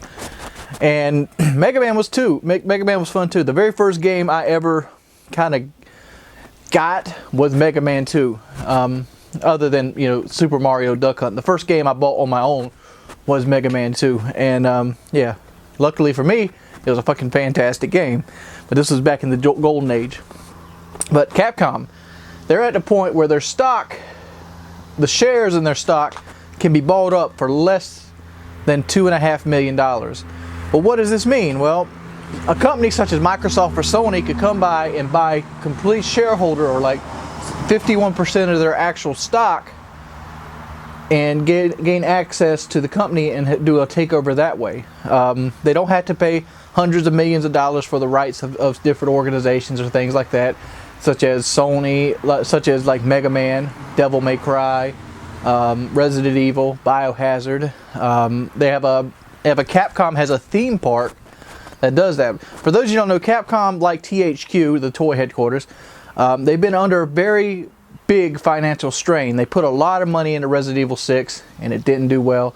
Then they tried to make some of that money up by kind of like porting over Revelations, and that didn't sell that well. A lot of people are just negative about Resident Evil to be negative about Resident Evil, because in my opinion, Resident Evil 6 is the best third-person shooter on the market. That's an opinion, but I would challenge people to show me another game that has a better cover system, a better movement, more fluid than Resident Evil 6. It might not be scary, but Resident Evil's never been scary. I mean, I can think of 2 instances in the entire series that I've ever jumped, and I bet you can name them. I asked my buddy Thomas the other day, could he name those 2 series, and he's like, yep. There's the dogs jumping through the windows in Resident Evil 1, and the hands reaching through the boards in Resident Evil 2. Bing, bing, bing, bing, bing, bing. Yeah. So the atmosphere is what people are looking for in Resident Evil. They want that atmosphere, that run downtown filled with zombies. You know, they want the little monster mutations. They want that atmosphere. They do. And a lot of people like, well, I like Leon's campaign. Leon's campaign sucked. That's my opinion. I love Resident Evil 6. It's by far my favorite Resident Evil. I've put tons and tons of time in it. I've platinumed it on the Xbox 360 and the PlayStation 3. And if I owned it on PC and I had somebody to play with, I'd platinum it on there too. I love the fucking game, dude. Fun game. But Capcom, opinion-wise, this kind of scares me. It kind of doesn't. One, I know I'm getting another Resident Evil game, regardless. I know Resident Evil 7 will happen if Capcom gets bought out. Because one of the fears I had was Capcom would sit there, hold on to this, hold on to this, hold on to this, stay up, stay up, stay up, stay up, stay up, and Resident Evil 7 be 5 years from now, because they were going to spend every dollar they had in the bank to pay and hope everything right on Resident Evil. Because Capcom has this mentality, they want to take Call of Duty fans away from Call of Duty and have them play Resident Evil, and it just doesn't work that way. It's kind of like Dead Space. Electronic Arts set up Dead Space 3, hell, that stupid Awakening DLC. They set it up so that after, you know, Dead Space 3, they had room for Dead Space 4 to be, you know, hell on earth, you know, the whole 9 there. And then Visceral Games, well, Dead Space 4 is not happening. Dead Space only sold 3 million copies. Seriously, dude? Like, Dead Space had to have made money. Dead Space 3 had to have made money. They reused environments. They pretty much used the same system that Dead Space 2 did, engine-wise. All they had to do was really make 3 acts and then do some voice acting. I'm sure it's a lot more complicated than that. But I don't see the money being like a graveyard where all $100 bills go to die. Dead Space 3 was a fun game. Had a great atmosphere. It was very fun. If there was DLC that came out right now, I would buy Dead Space DLC. I got that shit platinum on 2 consoles as well. I love third-person co-ops. But Dead Space 4, it's out in the blue yonder. Will we ever see a Dead Space 4? I have no clue. Maybe one day.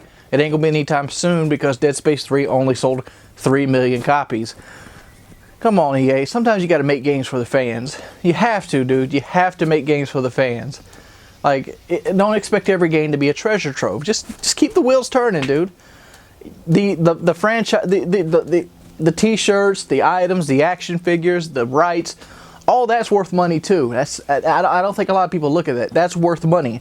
Like Capcom, if they were going to sell their company without this loophole through the stockhold shares, that's going to get them I hope they patch it up so we don't have to see this. I'd say Capcom's worth half $1 billion. I do. Just the Mega Man and Resident Evil franchises alone, to get those games, Devil May Cry, you know, to get those games and have a company want to come in and buy the rights to them, I'm sure there's $500 million there. And Dead Space is the same way. I'm sure some company would pay you a lot of money for the Dead Space rights because there's a lot of potential still in that series. I love the series of Dead Space. I love Isaac Clarke. I love Carver, or John Carver. Love it to death. And like I'm getting back to, I'm getting sidetracked here, but to say it, like I'm kind of excited that if Microsoft or Sony picks it up, I'm worried about it becoming exclusive. A lot of people are jumping on like Nintendo, buy a Nintendo, and like I don't want that to happen because I don't want to go buy a Nintendo console.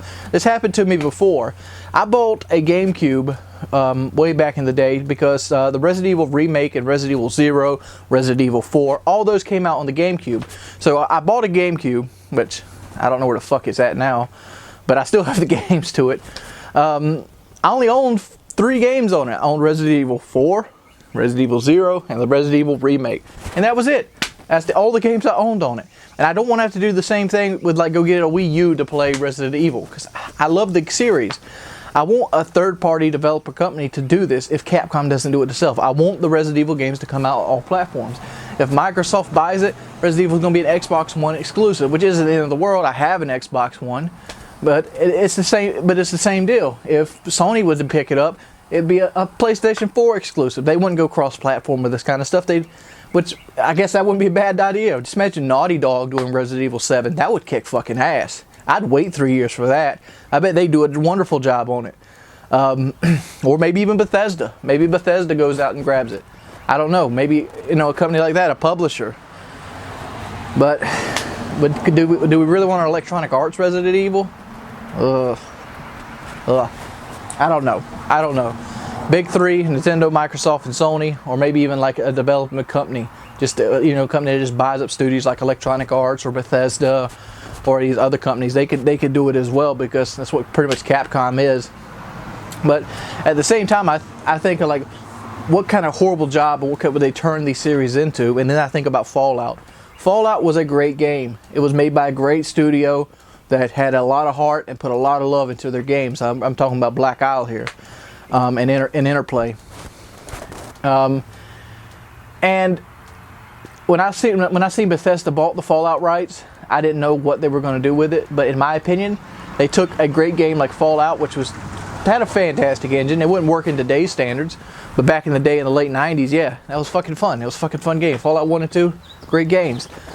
But Fallout 3 revolutionized it. Fallout 3 made it like, wow, this is the greatest shit ever.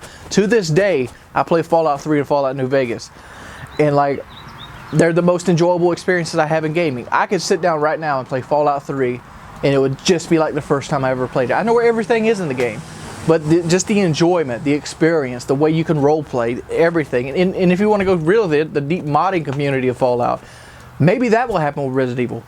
But I don't know. Bethesda's dropped a lot of fucking balls now. Bethesda brought us Brink. And Brink was a pile of dog shit. I'm talking about a steaming pile of peanut poop. And I worry about that as well. Like, man, with Resident Evil 7, because whoever buys it, they're going to listen to the fans and they're going to try to take it back to the horror roots. And I don't think that's the way the Resident Evil series should go. A lot of people are going to castrate me for that, saying that Resident Evil is supposed to be scary and scary atmosphere. I think the best way you play Resident Evil is you create a better atmosphere and you create a series that's based around co-op. And when you add co-op to any game, it's not going to be as terrifying or scary as it originally was, because isolation is the actual fear there.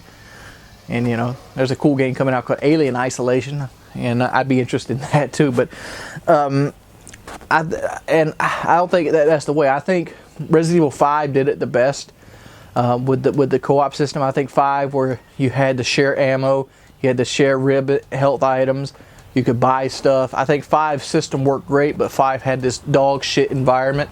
Like, I hated 5's campaign. It's set mainly in Africa, and it doesn't really feel Resident Evil-like. And by the time you get to the laboratories, you're kind of burned out on it, and it's like, ugh. Then you got that stupid boss fights. They have some of the hardest boss fights in the entire series, and yeah, that's what it is there. But like, if you took like Resident Evil 5 and Resident Evil 6 and like kind of mixed them together, and you created a game that was set mainly at night and, you know, in situations, and you had to like kind of conserve ammo, and you and your co-op buddy couldn't have 2 shotguns. You had to kind of like, all right, well, you got to rock the shotgun, Thomas. I'm gonna rock this pistol.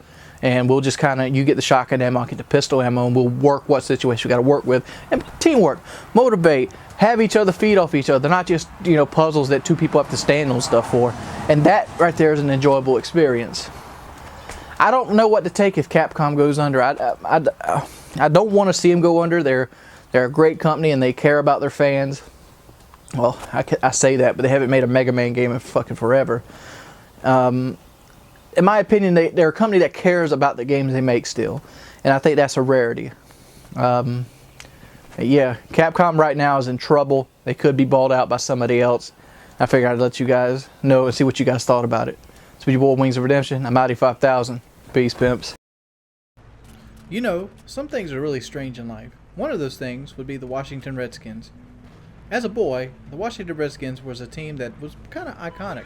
I feel that they're probably still iconic to this day. Everybody knows that it's the Dallas Cowboys versus the Washington Redskins, Cowboys and Indians. Well, recently, I even seen Obama blamed for it, that the Washington Redskins had lost the trademark on their name, thus forcing them to either not be able to make money off their name or change the team name altogether. Let's go ahead and delve into this. Is the Washington Redskins a racist term?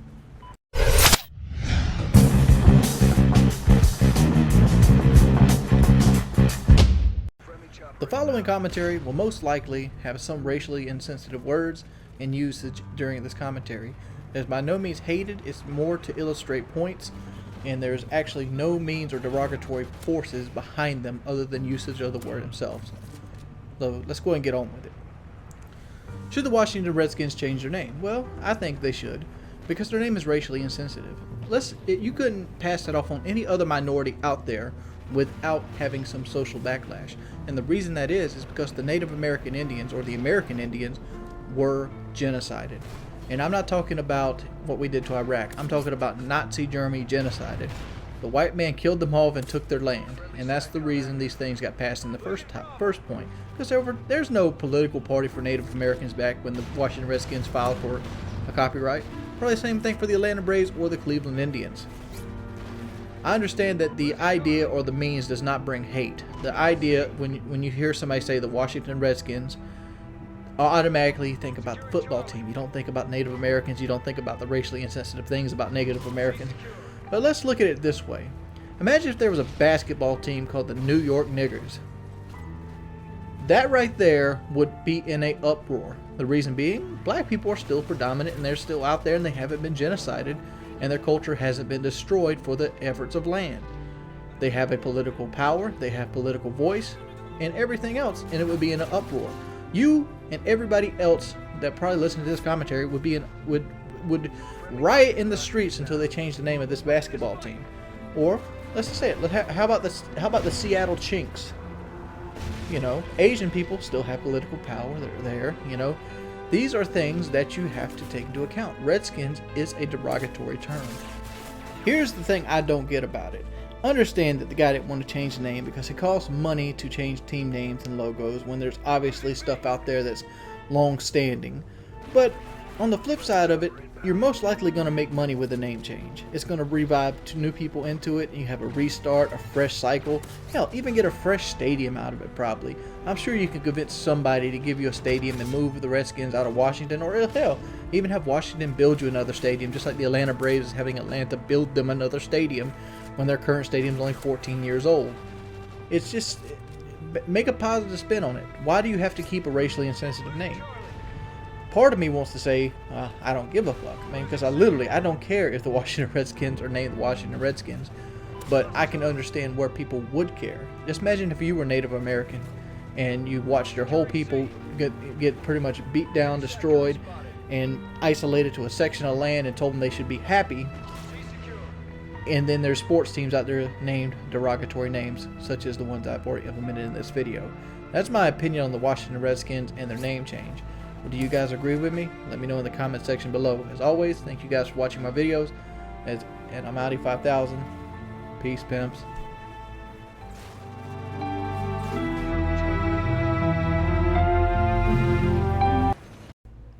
Things about myself. I'm a vicious competitor. And it's strange how it doesn't really fold over into every aspect of my life, just mainly video games.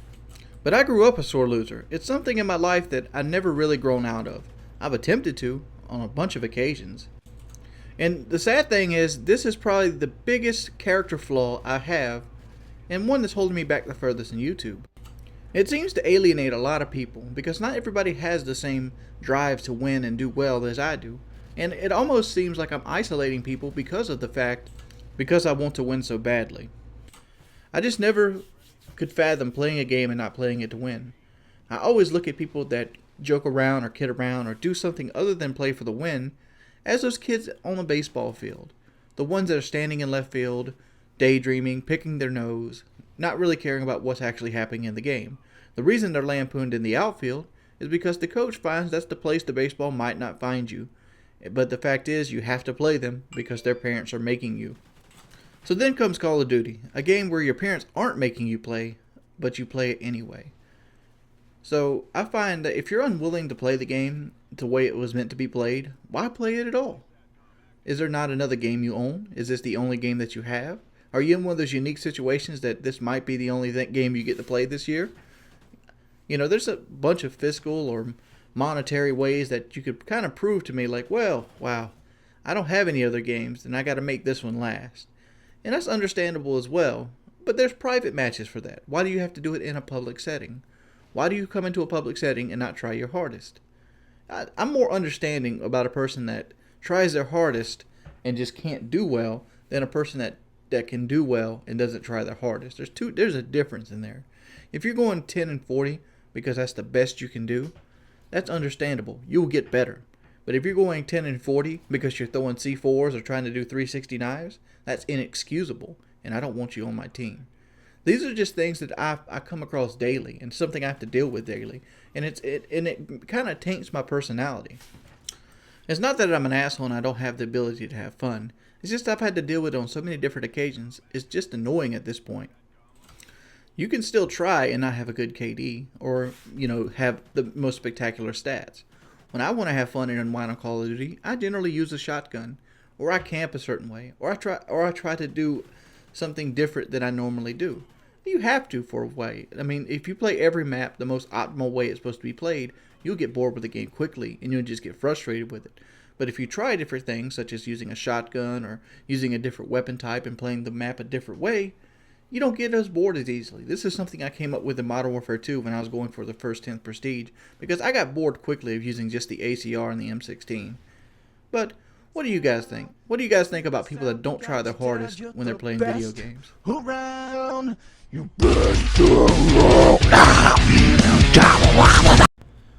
Thank you everybody for liking the video. Rating the video is very important because it allows everybody else to see the video and everybody get it in their sub box. So thank you for your continued support. Now onward to the video. I want to talk a little bit about Battlefield Hardline. Keep in mind I don't have the game and I don't have access to the game, so I can't show you in-game footage. So please feel free to criticize how I'm using Call of Duty Ghost gameplay to talk about Battlefield. I know it's hypocritical. But onward we go into the commentary. For those you don't know, I'm a big fan of Visceral Games. I really love their Dead Space series, and I really love what they've done with Dead Space. I really love the co-op aspects of it. I know this might not be a popular opinion, but it's my opinion. And I feel that they will make a very competent game with Battlefield Hardline. My beef with the game isn't the game itself. I'm sure it's going to be fantastic. I'm sure it's going to run better than the DICE equivalent of Battlefield 4, and I'm sure it's going to be entertaining and fun to play. The gameplay and nothing of that has anything to do with why I disagree with Battlefield Hardline. The way I disagree with Battlefield Hardline is the fact that they're going to sell it for $60 when in all reality it's an expansion set to Battlefield itself. It could seriously be a mode unto itself in the Battlefield 4 game, and it would sell for $15 if it was, but because they decided to have its own digital release, they're going to charge $60. This right here is a cash grab, folks. 100% solid. Let me go and point out another point of reference here for you in case you have kind of forgotten about some of the things EA has done over the years. My favorite Battlefield game is Battlefield Bad Company 2. Inside Battlefield Bad Company 2, there was an expansion set called Battlefield Vietnam. Battlefield Vietnam sold for $15 or $20. It was an expansion set, and it was essentially the same thing as Battlefield Hardline. So why now is Hardline worth $60 when the expansion set was worth $15 before? And the expansion set was full on. It had Cretan's Clearwater Revival singing in it. It had new guns, stages, and vehicles, and most importantly, it had nobody playing that motherfucker. Nobody. But keep in mind, that was a $15 to $20 risk you took versus Battlefield Hardline, which I feel is going to have to suffer the same fate at $60. Why is it going to suffer the same fate? Well, one, they put a beta out. Why is that bad? Well, the reason a beta, I'm using air quotations here, I know you can't see me, it's pretty much a demo, 100%. And the fact is, it's so much of a demo that people will be tired of playing it by the time the full game comes out. More people played the Medal of Honor beta than they played Medal of Honor when the game came out. I feel like this is a cash grab 100%. I don't feel like anybody's going to be on the game after the game comes out and it'll be dead in the water within 2 weeks.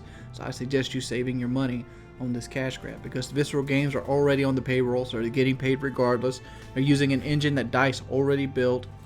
And the most important factor is the player base is going to be small. It's going to be much smaller because it's a diluted version of Battlefield 4. And the fact is, you're going to split the tech teams between the two. And I find it unfair, especially since Battlefield 4 doesn't really work right now. What do you guys think? I'm out.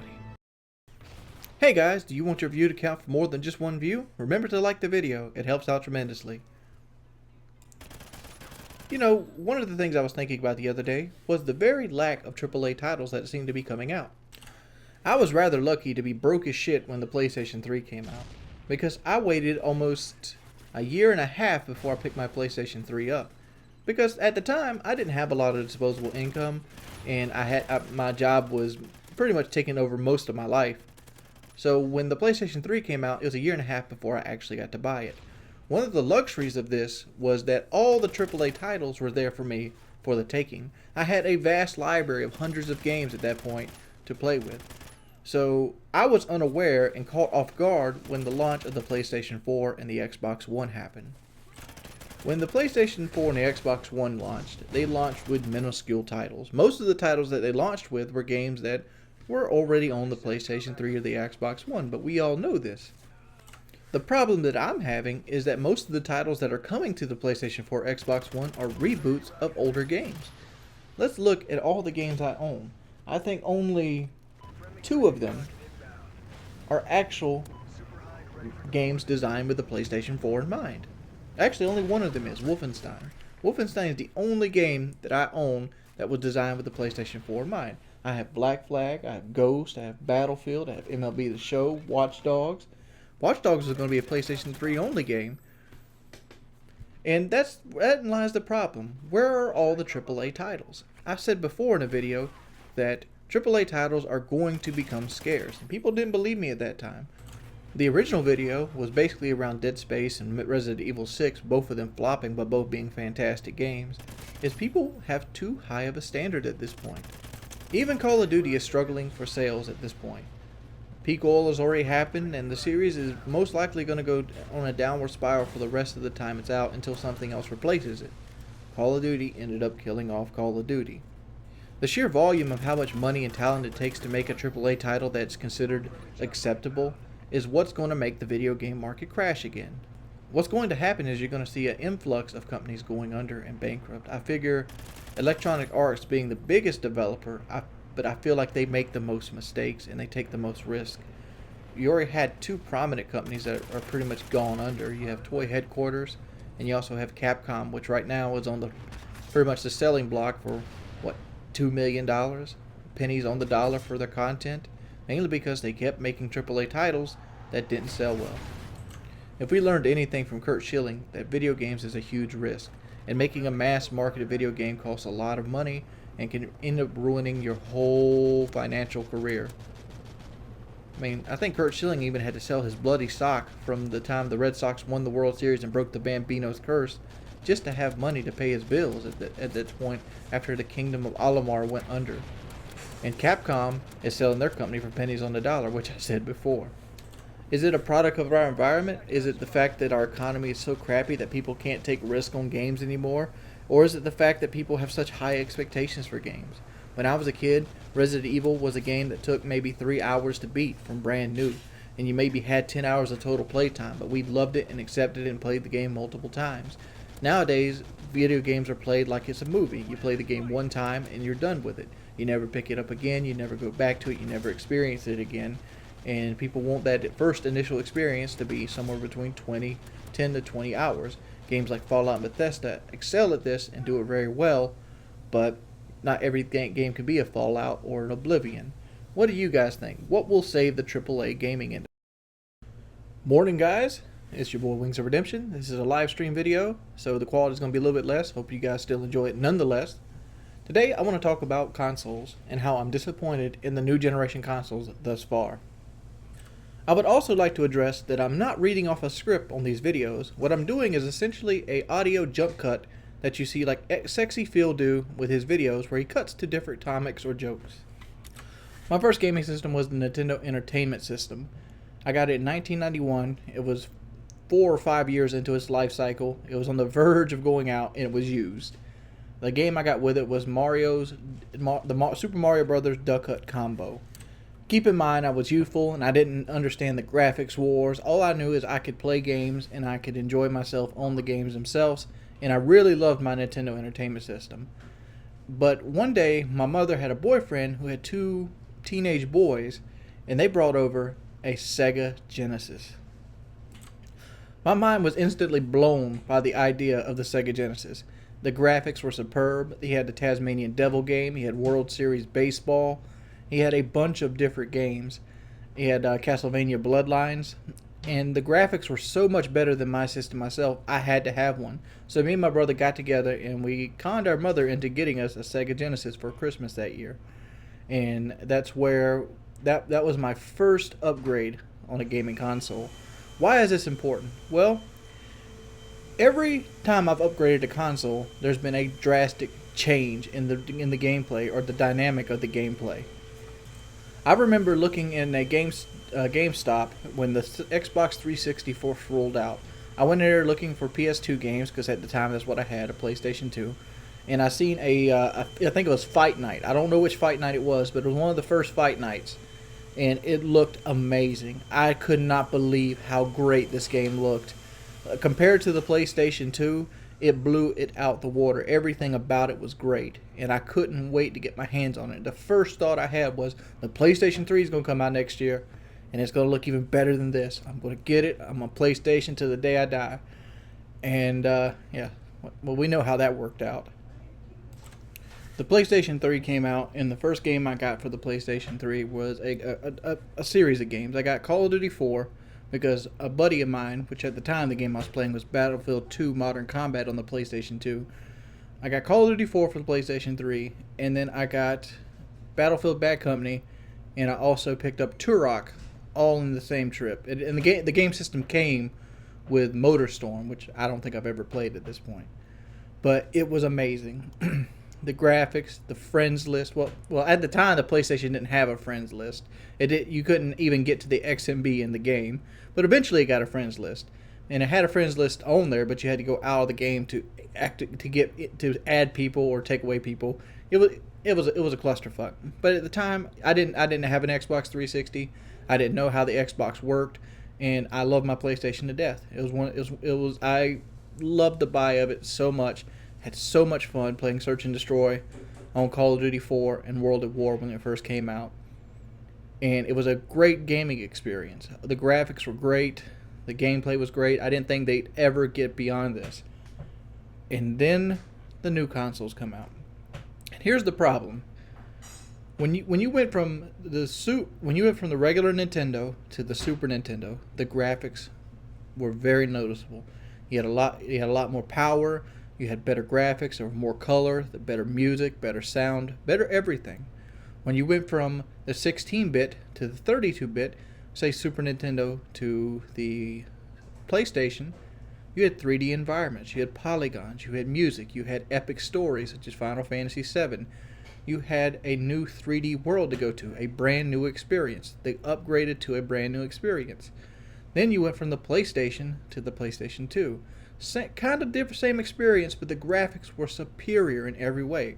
It was faster, and they integrated online play into the consoles for the first time. I remember the first game I played online was Mortal Kombat Deception, and I loved the online. I had one of those big fat PlayStation 2s with the adapter that you had to plug into the back, and I had so much fun with that way. Introduced online. Then you went from PlayStation 2 to PlayStation 3. You have friends list, integrated online. Everything was built in, wireless. You could browse. There was apps. There was music. There was stuff you could subscribe to. You could watch Netflix off of it. Great, great, great experience. Now you go from PlayStation 3 to the PS4. Sad to say, it's a letdown. Sure, the graphics have gotten better. Sure, this is the first generation of the graphics. Every time I think about it, I think back to what Call of Duty 2 looked like on the Xbox compared to what Call of Duty 4 looked, or even World at War, or even Call of Duty Ghosts looked like on the Xbox. Same system, big difference in graphics. And I'm hoping that it takes a while for the developers to unlock all the graphical capabilities and push the technology to its edge. But one thing I'm worried about is how fast technology is growing. Will technology start eclipsing the consoles themselves? What I'm worried about is how fast technology is growing nowadays. The processors are getting smaller and smaller. There's a new iPhone almost regularly at this point. I mean, I remember buying an iPhone 5, and within like 6 months, the 5S was coming out with a new camera on it. And I'm pretty sure the 6 is somewhere down the road. I'm sure technology is going to do the same thing. The processors are going to be faster. They're going to get smarter. And I feel like the lifespan of this generation is going to be very, very short. I'd give it almost 4, maybe 5 years before we see a new console coming out. And that begs to differ. What is this new console going to be? Are they just going to upgrade the old console, which is a possibility? You can buy a PlayStation 4 that has a faster processor or a faster video card somewhere down the road. Or maybe the next console is going to be basically a personal computer. Maybe the Steam box is where everything is actually heading, where you can actually customize your hard drive, your video card, everything else, and it's just a system that it's just like a computer that only plays games, and you have a controller for it. I can see that even that happening, Maybe that is the future of console gaming. I think the root of this commentary is actually just this. Why did they take a step backwards? I remember on my PlayStation 3 I could watch movies with a thumb drive, I could play music, I could upload pictures. I remember my original PlayStation 3 had a place where I could put my camera's memory card in and upload pictures directly to my PlayStation 3 in case I wanted to share my pictures with people on the PlayStation Network. They quickly did away with that and took away 2 of my USB ports to boot. But like the new PlayStation, it barely has the functionality of a PlayStation 3.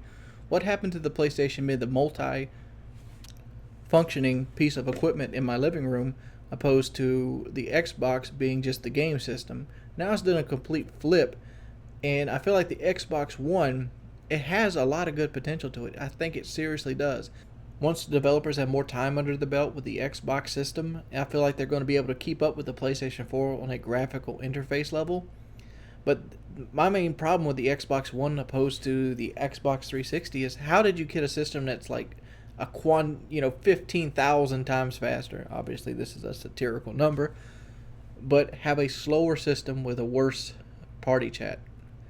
And why on earth did you feel like you need to create every peripheral for the system to be a part of your own little cash cow organization? I couldn't stand that.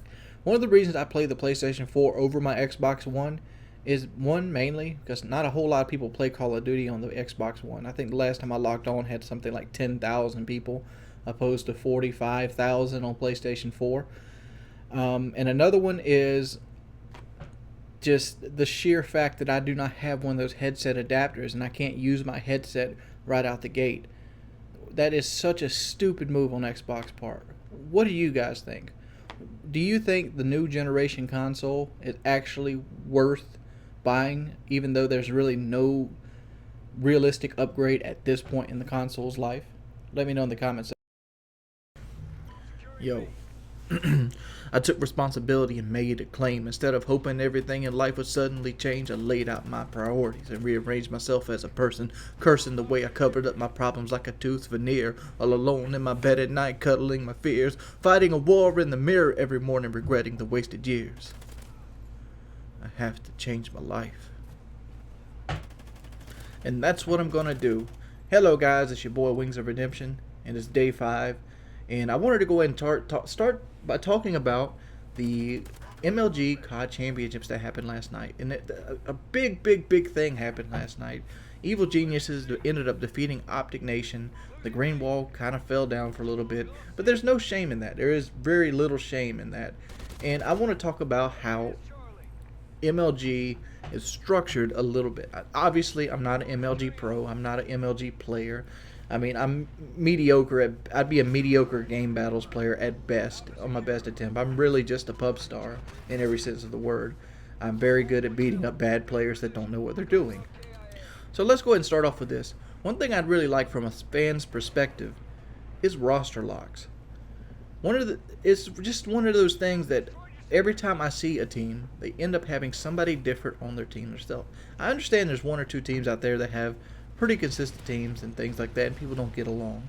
But at the same time, when you have a weak player, let's say somebody didn't do as well in the finals, you don't automatically throw that player out for somebody better trying to figure out a way to win.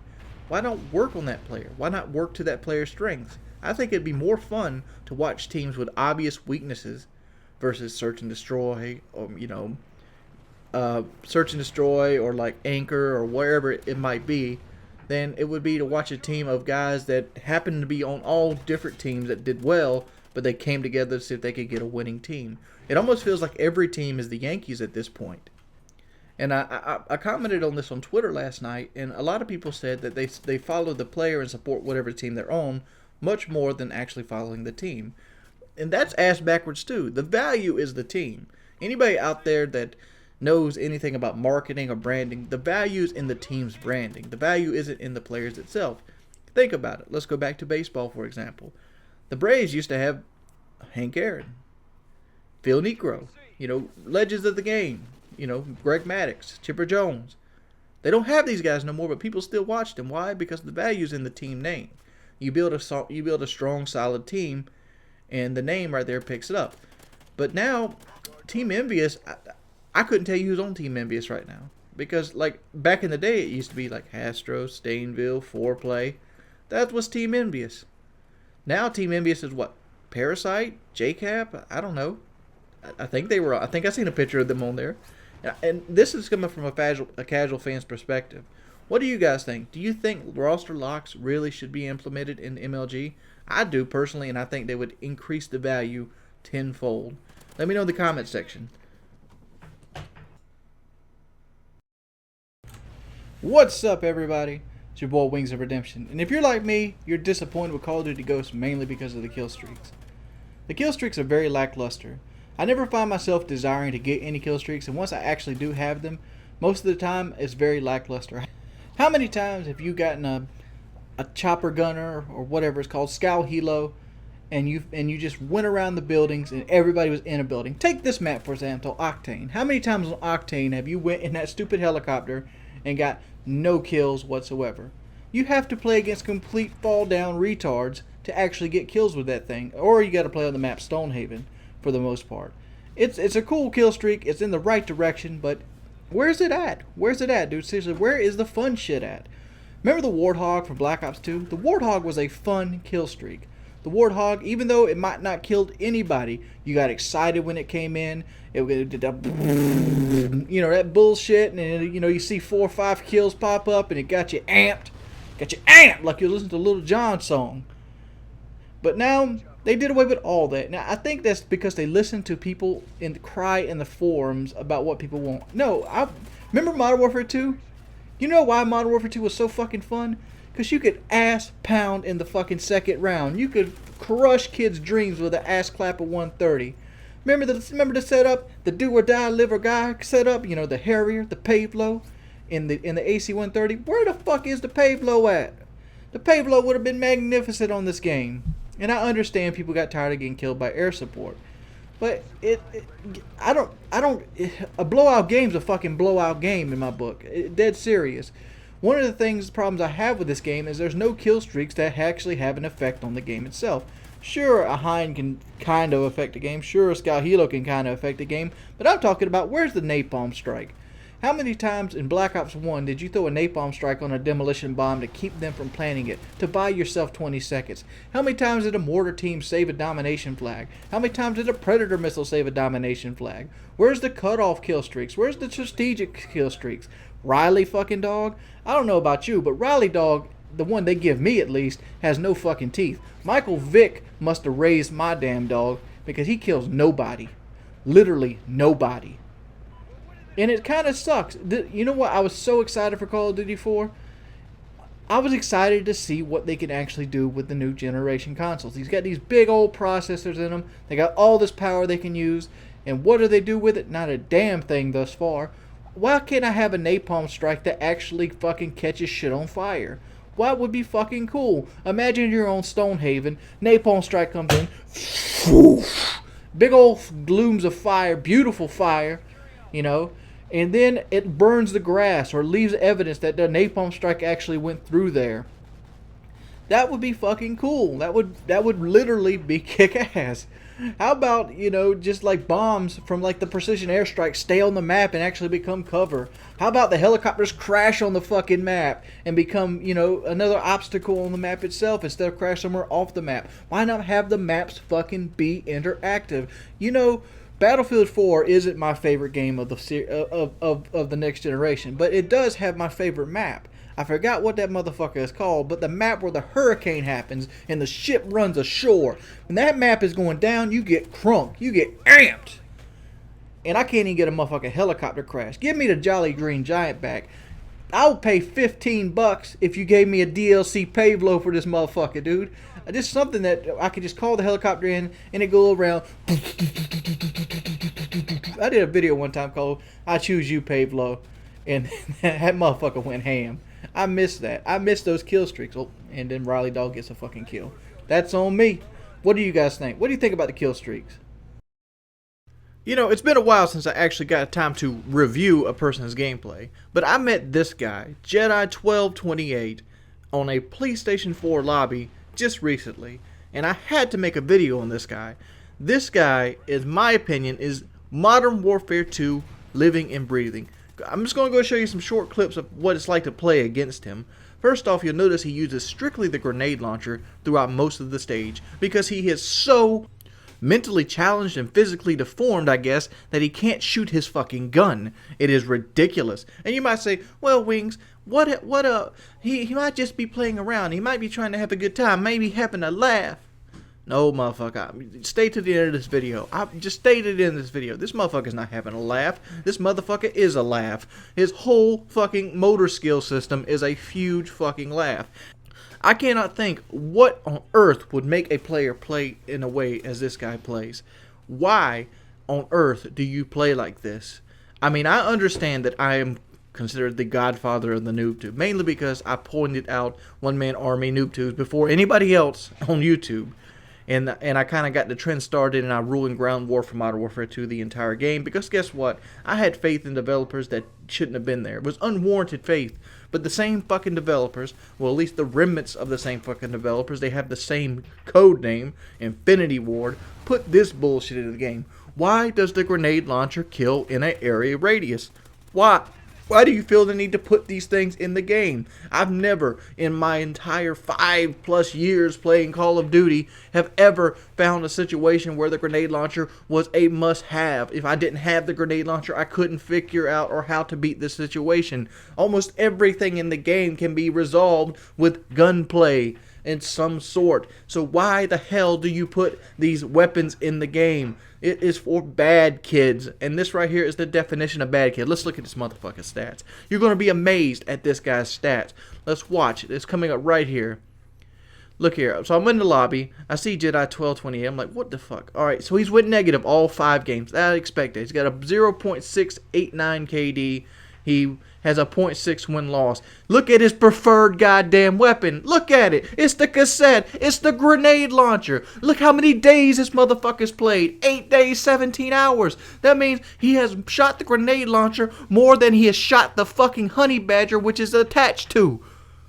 How is that possible? The Honey Badger has 30 rounds. It's fully automatic grenade launcher. You have to reload every fucking time. And he's got this stupid 70s shit all over him. That means he's buying the DLC. Why, Infinity Ward? Why?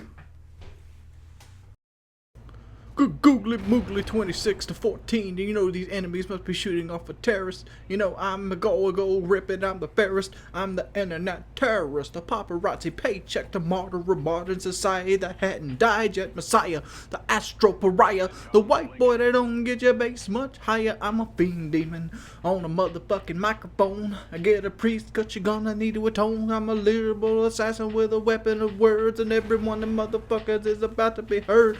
About to be scared, about to be come back town. Little Honey Badger smoke, well, Whiteout now. I go downtown, motherfucking. I don't know. We are losing our ass off. Whiteout is a strange map. It's a map pretty much dominated by two primary spawns. There's one behind the A flag and one behind the C flag. And then there's one behind the house. I've talked about this before in the videos. And it's one of the reasons you see this map all the time. Because right here, it's me and my buddy Zero. We're actually playing TDM against a full team, and we are getting crushed right out the gate. But luckily, I was able to get onto the red ship and actually make some kills long enough so the enemy team would actually leave or disperse, and I was actually able to put my kill streaks together. One of the things you really want to do when you actually get on the ship is you want to try to stay behind cover as much as possible. Realize that a lot of people will come from the left and the right of the ship. This is where Amplify comes in predominantly. Most of the people that play in a public setting of this game will not use a headset or any kind of dead silence or awareness perks. So what you want to do is just use that against them. And the fact is, the snow is so easy to identify. You can sit on the ship and just sound whore how many people are coming by and just sit here and just rack up kills. In my opinion, the red ship or the lumber mill are the best place to sit. The lumber mill is a good place to sit mainly because of the snow and the fact that there's a spawn abuse that you can do, which I've showed you before in videos itself. There's really no reason to use the ACOG here. The ACOG is just one of the things I've always enjoyed to use in video games. Even when I first started playing Call of Duty, which was COD 4, I think the first weapon that I kind of migrated to was the M4 with the ACOG sight, and I mainly played free-for-all back then.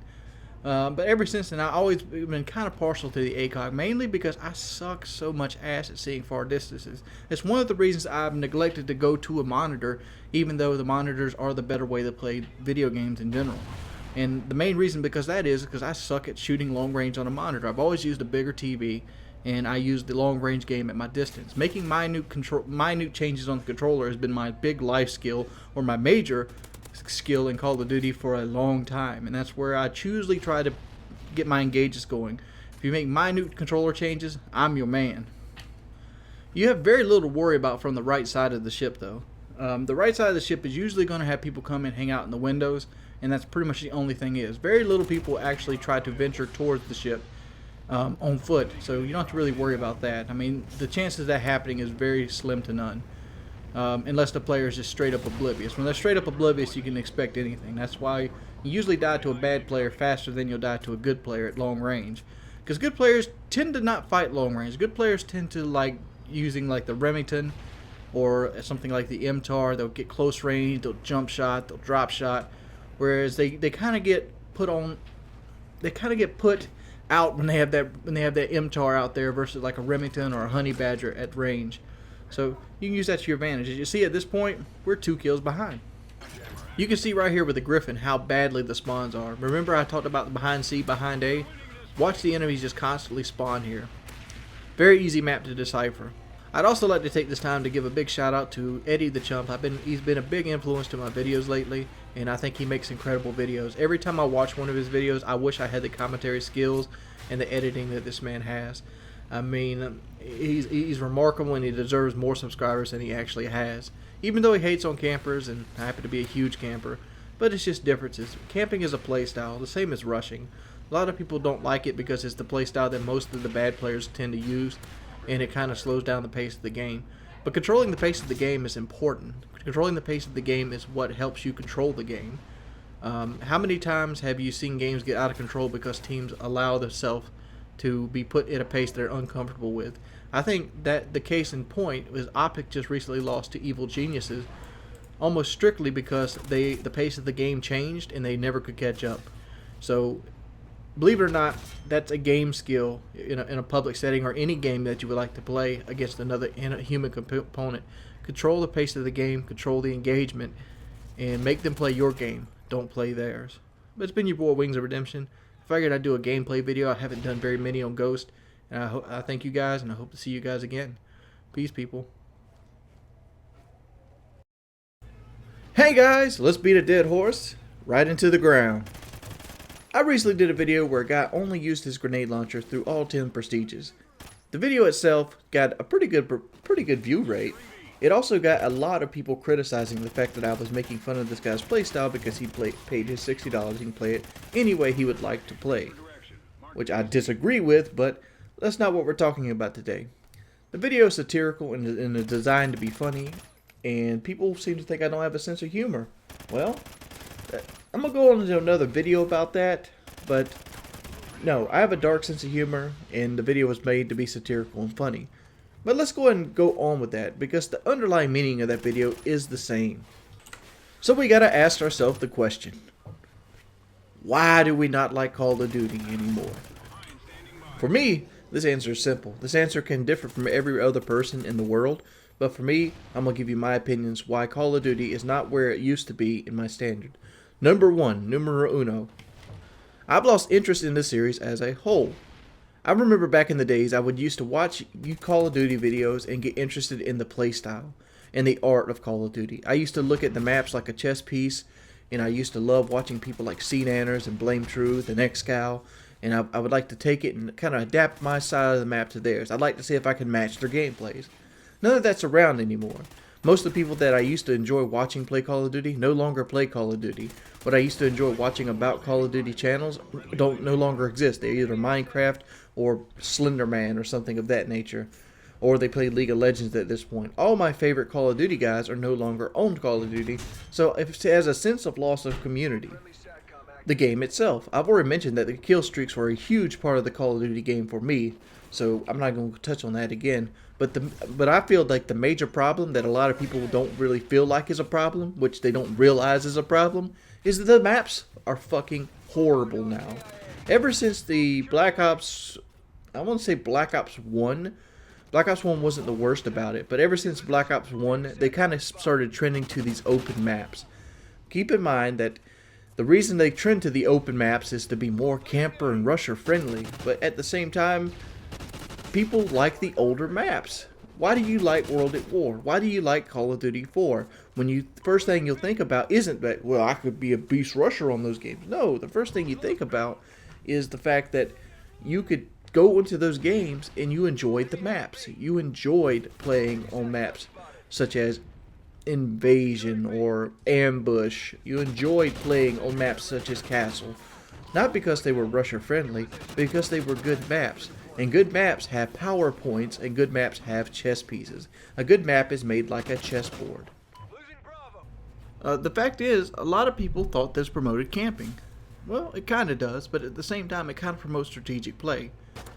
How many times you no longer can go into a room and claymore it down? You no longer can make a area a PowerPoint because there's 14 ways into the area, which is only going to get worse than the next Call of Duty if they implement the super jump into the multiplayer, which I feel like they're going to. Mainly because that's going to add even more entrances that you normally wouldn't have into an area, which is going to make the map more chaotic in a sense. Where it's chaotic is something Call of Duty doesn't need. Call of Duty is already a random map. Let's go ahead and show some examples here of people that normally wouldn't think that maps being chaotic would be a bad thing, because here, even though how much you factor or value yourself as a rusher, no matter how beast of a player, no matter how marked of a you are, I don't know, I'm pulling shit up my ass. Every person that prides himself on their ability to never stop moving in Call of Duty, never stops moving. Let's look at this as an example. This is Eddie the Chump. He prides himself on being a rusher. He hates campers. He hates everything to do with campers. He hates everything about campers. He thinks campers will never be able to please a woman in their life. But look what he does here on his live stream. This is a guy that has protested and made at least 20 plus videos denouncing campers, and look what he's doing. He's using the map to his advantage. I don't even think he realized he did this in this video, because at the time he was bashing campers. So it's a moot point, but it's a point I wanted to make. And for all you little drama kids out there, though, that's not me hating on Eddie. But the fact is, when the maps are good and the maps have power points, when you can walk up and you push up through, one of the things I like to do in Modern Warfare 2 is watch Sandy Ravage play, because Sandy Ravage was such a good rusher. And by good rusher, I mean he was a sound rusher. He wasn't a guy that just forced it until he got lucky. Sandy Ravage used the environment. He pushed up, went to a car, went to a pillar, went to this power post to power post. Even XCal had a definition for it, which was, you know, being an aggressive camper. And you could do that in older games because the maps allowed you to do that, which they don't anymore. And I think Advanced Warfare is going to shy even further away from that with the double jump. And yeah, I think that's the reason a lot of people are falling out of love with Call of Duty. They've tamed the kill streaks. They pretty much make it so that rewarding you is not even an option anymore. The maps are all clusterfucks. You can get shot from any direction at any time, making a chaotic game even more chaotic. And I feel like cheap deaths is what's got people shied away from the series, because there's nothing pissing me off more than getting shot in my back. What do you guys think? Let me know in the comment section below. It's been your boy Wings of Redemption. Thank you guys for your continued support. I'm Audi 5000.